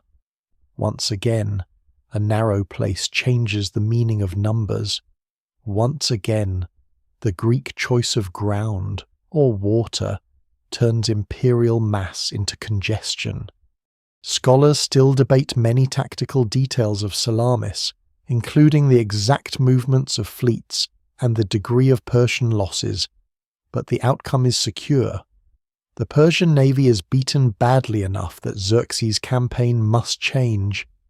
After Salamis, Xerxes withdraws with part of his army back to Asia, leaving Mardonius with a powerful land force to continue the campaign. This withdrawal should not be misunderstood as immediate Persian collapse. Persia remains formidable. Mardonius still threatens Greece. Athens will face further devastation. The war continues into 479 BCE. Yet the aura of inevitable conquest is broken. Xerxes' personal presence, so overwhelming at the beginning of the campaign, recedes. The Greeks have survived the first great storm. Thermopylae's dead do not see this, but the time they helped buy has become part of the larger pattern of survival. In 479 BCE, the war reaches another decisive land battle at Plataea. There, a Greek coalition led by Sparta defeats Mardonius's forces. Plataea is in many ways more strategically decisive than Thermopylae. It helps end the Persian land threat to mainland Greece. The same is true of the naval victory at Mycale, traditionally placed around the same period, which encourages Greek action across the Aegean. Yet Plataea and Mycale never grip popular imagination quite like Thermopylae. This is one of history's strange inequalities. The battle that is lost becomes more famous than battles that are won. The reason lies not in military outcome alone, but in narrative shape. A last stand in a narrow pass is easier to remember than a complex coalition victory on a broader field. Sparta's role after Thermopylae remains important but also complicated. The city gains immense prestige from Leonidas' sacrifice. Its leadership at Plataea reinforces its image as the foremost land power in Greece. Yet the war also elevates Athens, whose fleet proves indispensable. The burning of Athens, the evacuation, and the victory at Salamis create a different kind of glory, rooted not in holding ground but in preserving civic identity through naval power. The Persian wars therefore reshape the balance between Sparta and Athens. They cooperate under threat, but their different strengths and ambitions soon pull them into rivalry. The shadow of future conflict lies faintly behind the victory over Persia. The Greek world is saved from conquest, but not from itself. Thermopylae also changes the language of memory. The dead are honoured with epigrams, monuments, and stories. The most famous memorial tradition asks the passerby to tell the Spartans that the dead lie there obedient to their laws. The exact wording comes through later literary preservation, and the monument itself belongs to the world of remembrance rather than the battle's immediate dust. But its message is perfectly Spartan in tone: obedience, place, law, death. It does not say the men won. It says they remained where law required them to remain. This is the heart of the Spartan version of the legend. The value is not survival, not even victory, but fidelity to command and custom. Yet another memory must be held beside it. The Thespians also deserve remembrance, and ancient monuments did honour them, though later fame has not treated them equally. The Greek coalition deserves remembrance too, including those who fought in the first days and withdrew when the position was lost. The sailors at Artemisium and Salamis deserve their place in the same arc. The families who evacuated Athens, the communities that suffered Persian destruction, the less celebrated commanders, rowers, scouts, and local guides all belong to the war that Thermopylae symbolizes but does not contain. The famous 300 stand at the center of the image because their story is stark. History asks the viewer to widen the frame. For Persia, Thermopylae is not remembered in the same way. It is one episode in a campaign that ultimately fails to bring mainland Greece fully under control. Persian records do not preserve the battle with anything like the detail found in Greek sources. This imbalance matters. Much of what is known comes from the Greek side, especially Herodotus, who writes with inquiry, artistry, moral interest, and the assumptions of his world. The Persian perspective is largely silent, not because Persians had no thoughts, but because the surviving record is uneven. The evidence remains incomplete in a fundamental way. Thermopylae is a Greek memory of a Greco-Persian event. That does not make it false, but it means the legend has been shaped by the winners of the larger war, even though they lost the battle. After the past burns into memory, the landscape itself continues changing. The coastline shifts, the narrow throat widens, the hot springs remain, but the ancient tactical geography becomes harder to see with the naked eye. A visitor must reconstruct the old shoreline in imagination, pulling the sea back toward the mountain, tightening the road, restoring the pressure that made the battle possible. This physical change is a quiet reminder that even legendary places are not fixed. Land moves. Rivers deposit silt. Empires vanish. Stories remain, but they remain by adapting to new eyes. Thermopylae therefore survives in two forms. One is the historical battle, a delaying action fought in 480 BCE by a Greek coalition under Spartan leadership against Xerxes' invading army, ending in Persian victory after the Greeks are outflanked through a mountain path. The other is the legend 300 Spartans standing for freedom against impossible odds, dying to the last man in obedience to law. The first is messier, broader, and more uncertain. The second is sharper, simpler, and more powerful. The truth lives in the tension between them. After Thermopylae, Greece still has to fight, flee, burn, row, regroup, and fight again. The legend begins at the pass, but the consequence of the pass unfolds in the survival of a world not yet ready to become Persian. The legend of Thermopylae does not rise from the battlefield fully formed. It grows slowly, fed by grief, politics, poetry, pride, and the human need to make meaning from loss. In the first hours after the final defenders die, there is only the Persian army in possession of the pass and the bodies of men who can no longer explain themselves. The Spartans, Thespians, and others who remain have not won in any ordinary military sense. They have been surrounded and killed. The road has opened. Xerxes continues south, yet almost immediately the defeat begins to resist the shape of defeat. It offers survivors something they can use, not comfort exactly, but a pattern. A small number held. A king died. The law was obeyed. The empire was delayed. The pass fell, but not cheaply. From those elements, memory begins its long work.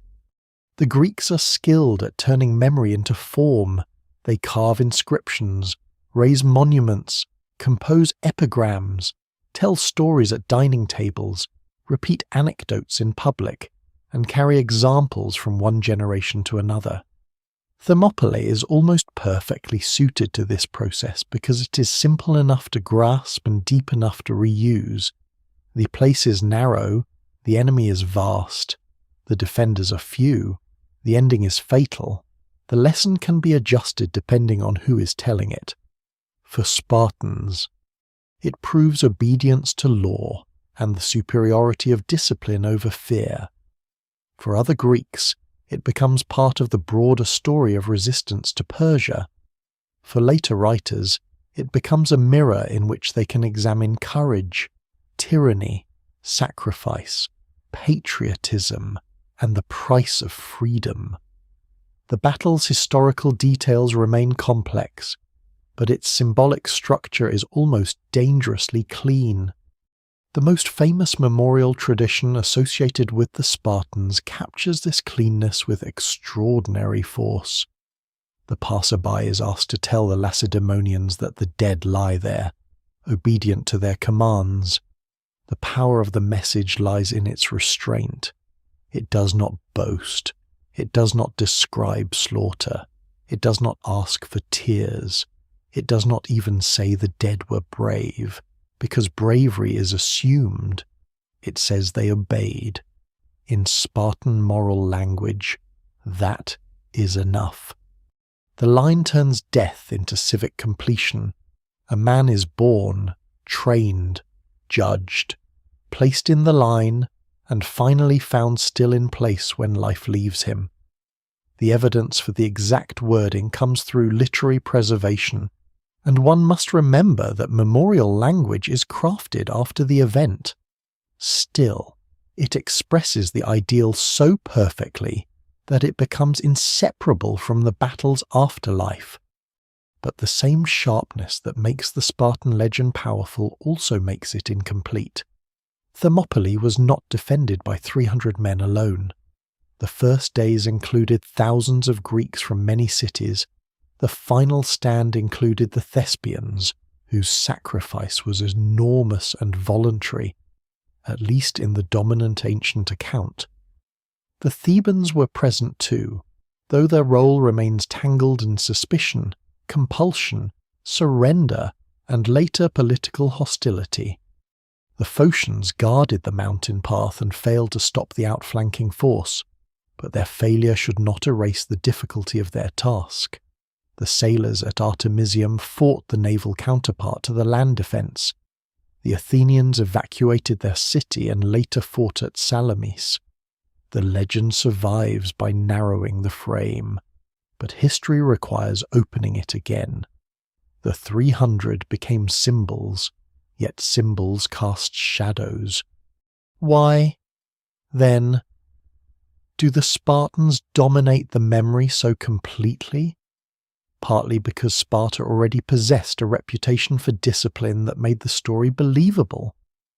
The battle confirms what other Greeks thought they knew about Spartan character. Partly because Leonidas is a king, and the death of a king gives narrative weight to a military disaster. Partly because the number 300 is unforgettable. It is small enough to seem intimate, large enough to feel like a unit, and precise enough to harden into myth.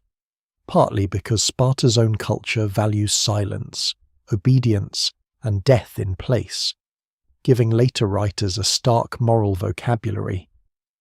And partly because later societies prefer stories with a clear centre. A coalition is difficult to dramatize. A king and 300 warriors are easy to remember. Herodotus plays a decisive role in preserving the story. Writing decades after the events, he gathers traditions, reports speeches, weighs some possibilities, includes marvels and doubts, and shapes the Persian wars into a vast inquiry into power, custom, fortune, and human overreach. He is not a modern historian, but he is not merely a storyteller inventing freely either. His work is a mixture of investigation, oral memory, moral pattern, and literary craft. Without him, Thermopylae would be far dimmer. With him, it becomes vivid, but also filtered. Scholars still debate many details of his account numbers, speeches, motives, troop movements, and the balance between fact and dramatic design. The evidence remains incomplete because nearly all surviving narrative detail passes through Greek memory, especially his. To know Thermopylae is therefore also to know the limits of knowing. Later writers add their own layers. Spartan sayings become sharper, Leonidas becomes more serene, the Persian numbers become more immense. The moral contrast between free Greeks and enslaved Persians grows stronger, even though Sparta itself rests on the domination of Helots, and Persia is far more politically complex than Greek propaganda admits. This contradiction is one of the most important truths beneath the bronze surface.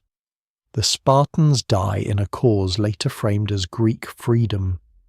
Yet their own society denies freedom to many people within its control. They resist imperial submission while depending on internal subjugation. No single explanation fully accounts for how later memory handles this contradiction, because myths often preserve what flatters and soften what disturbs. A serious telling must hold both realities at once. Spartan courage at Thermopylae is real. Spartan society is also harsh, unequal, and built on coercion. The transformation of defeat into legend also serves political purposes. Sparta benefits from the prestige of Leonidas' sacrifice. Its authority within the Greek alliance is strengthened by the idea that its king and chosen warriors paid the highest price. Athens benefits from the larger Persian war memory too, especially through Marathon and Salamis. Different cities cultivate different heroic episodes. Memory becomes a battlefield after the battlefield ends. To remember Thermopylae in one way is to assign honor, leadership, blame, and identity. The dead cannot object when the living arrange them into useful shapes. Over centuries, Thermopylae travels far beyond Greece. Roman writers admire it. Renaissance humanists revive it. Modern states and movements invoke it in speeches, military education, nationalist art, political rhetoric, and popular culture. Sometimes it is used thoughtfully, as an example of courage under impossible pressure. Sometimes it is used dangerously, stripped of complexity and turned into a simple fantasy of noble few against barbarian many. The battle's power makes it tempting. A last stand can inspire endurance, but it can also glorify death, simplify enemies, and hide the political realities behind war. The evidence of history asks for more care. Thermopylae is not a blank banner on which any age may write without consequence. It is a real event where real men died inside a specific conflict, shaped by specific societies, none of them pure. Modern archaeology and topographical study add quieter forms of understanding. The changed coastline reminds scholars that the battlefield must be reconstructed through geology as well as texts. The ancient pass was tighter than the modern plain suggests. The hot springs, the old routes, the location of the Phocian wall, the mound of the last defenders, and the Anapaia path all require careful interpretation. The land has not preserved the battle like a sealed room. It has shifted. Rivers have worked for centuries. Sediment has altered the relationship between mountain and sea. This makes the legend feel at once closer and more distant. The place can still be visited, but the visitor must imagine the water nearer, the road narrower, the pressure greater. The mystery of Thermopylae is therefore not whether the battle happened or whether the Spartans fought bravely. Those points are secure in broad outline. The deeper mystery lies in how a defeat becomes one of the most durable images of courage in world history. Part of the answer is military. The Greeks chose ground brilliantly and held it with extraordinary discipline. Part is cultural. Sparta had built a society that made such a death meaningful. Part is literary. Herodotus and later traditions shaped the story into memorable form. Part is political. Greek victory in the wider war allowed the defeat to be remembered as a step toward triumph rather than as an isolated failure. Part is human. People are drawn to moments where choice remains even after hope narrows. Thermopylae endures because it shows men who cannot control the outcome but can still control their conduct. That is why the 300 became legends, though the phrase itself must be used with care. They became legends not simply because they died, for countless soldiers die and vanish from memory. They became legends because their deaths occurred at a crossroads of empire, geography, storytelling, and cultural need. They died in a narrow place at the moment a vast power tried to pass. They belonged to a city already famous for discipline. They followed a king whose death could be shaped into sacrifice. They were remembered by a civilization that survived long enough to tell the story its own way, and once told, the story proved almost impossible to forget.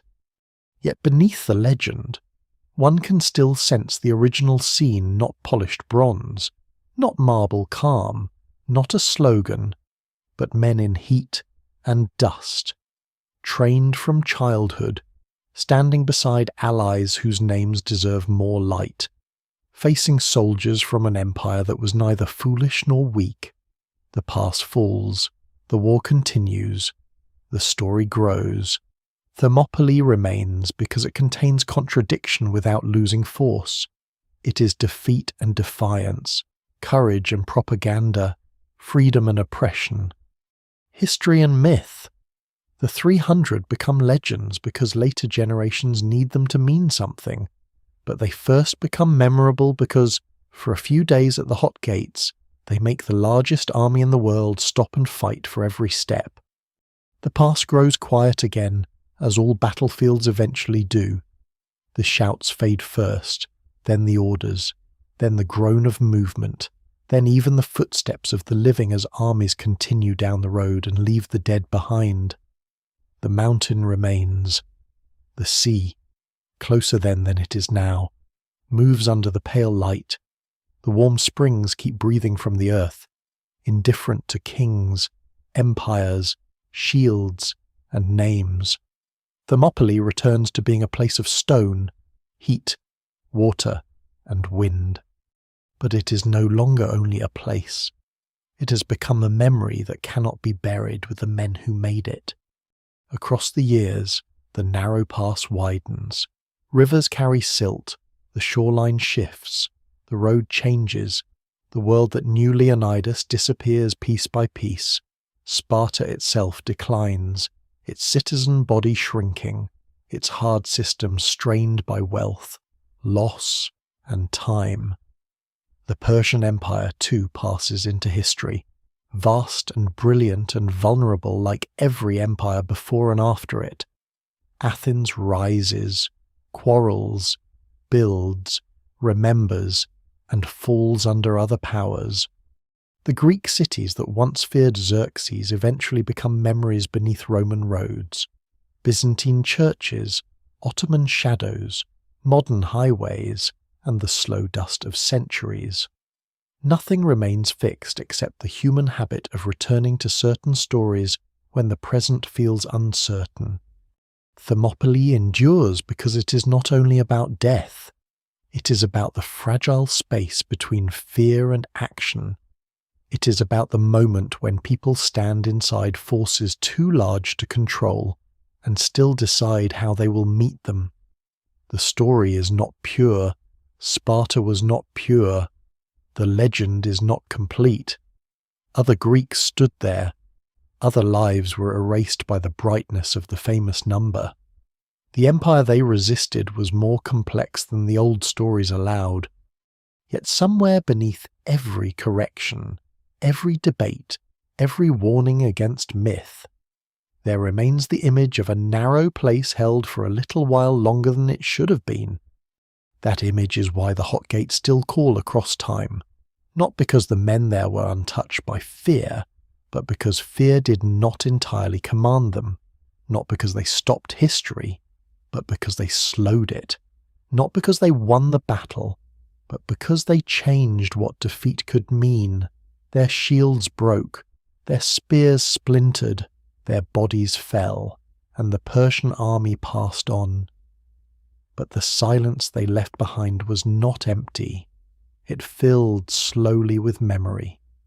And so the final image is not of bronze statues or polished words, but of the landscape after the armies have gone, the mountain dark against the sky, the old road marked by dust, the steam of the springs rising in the cool air, and the sea breathing beside the pass where a few men stood vanished and somehow remained.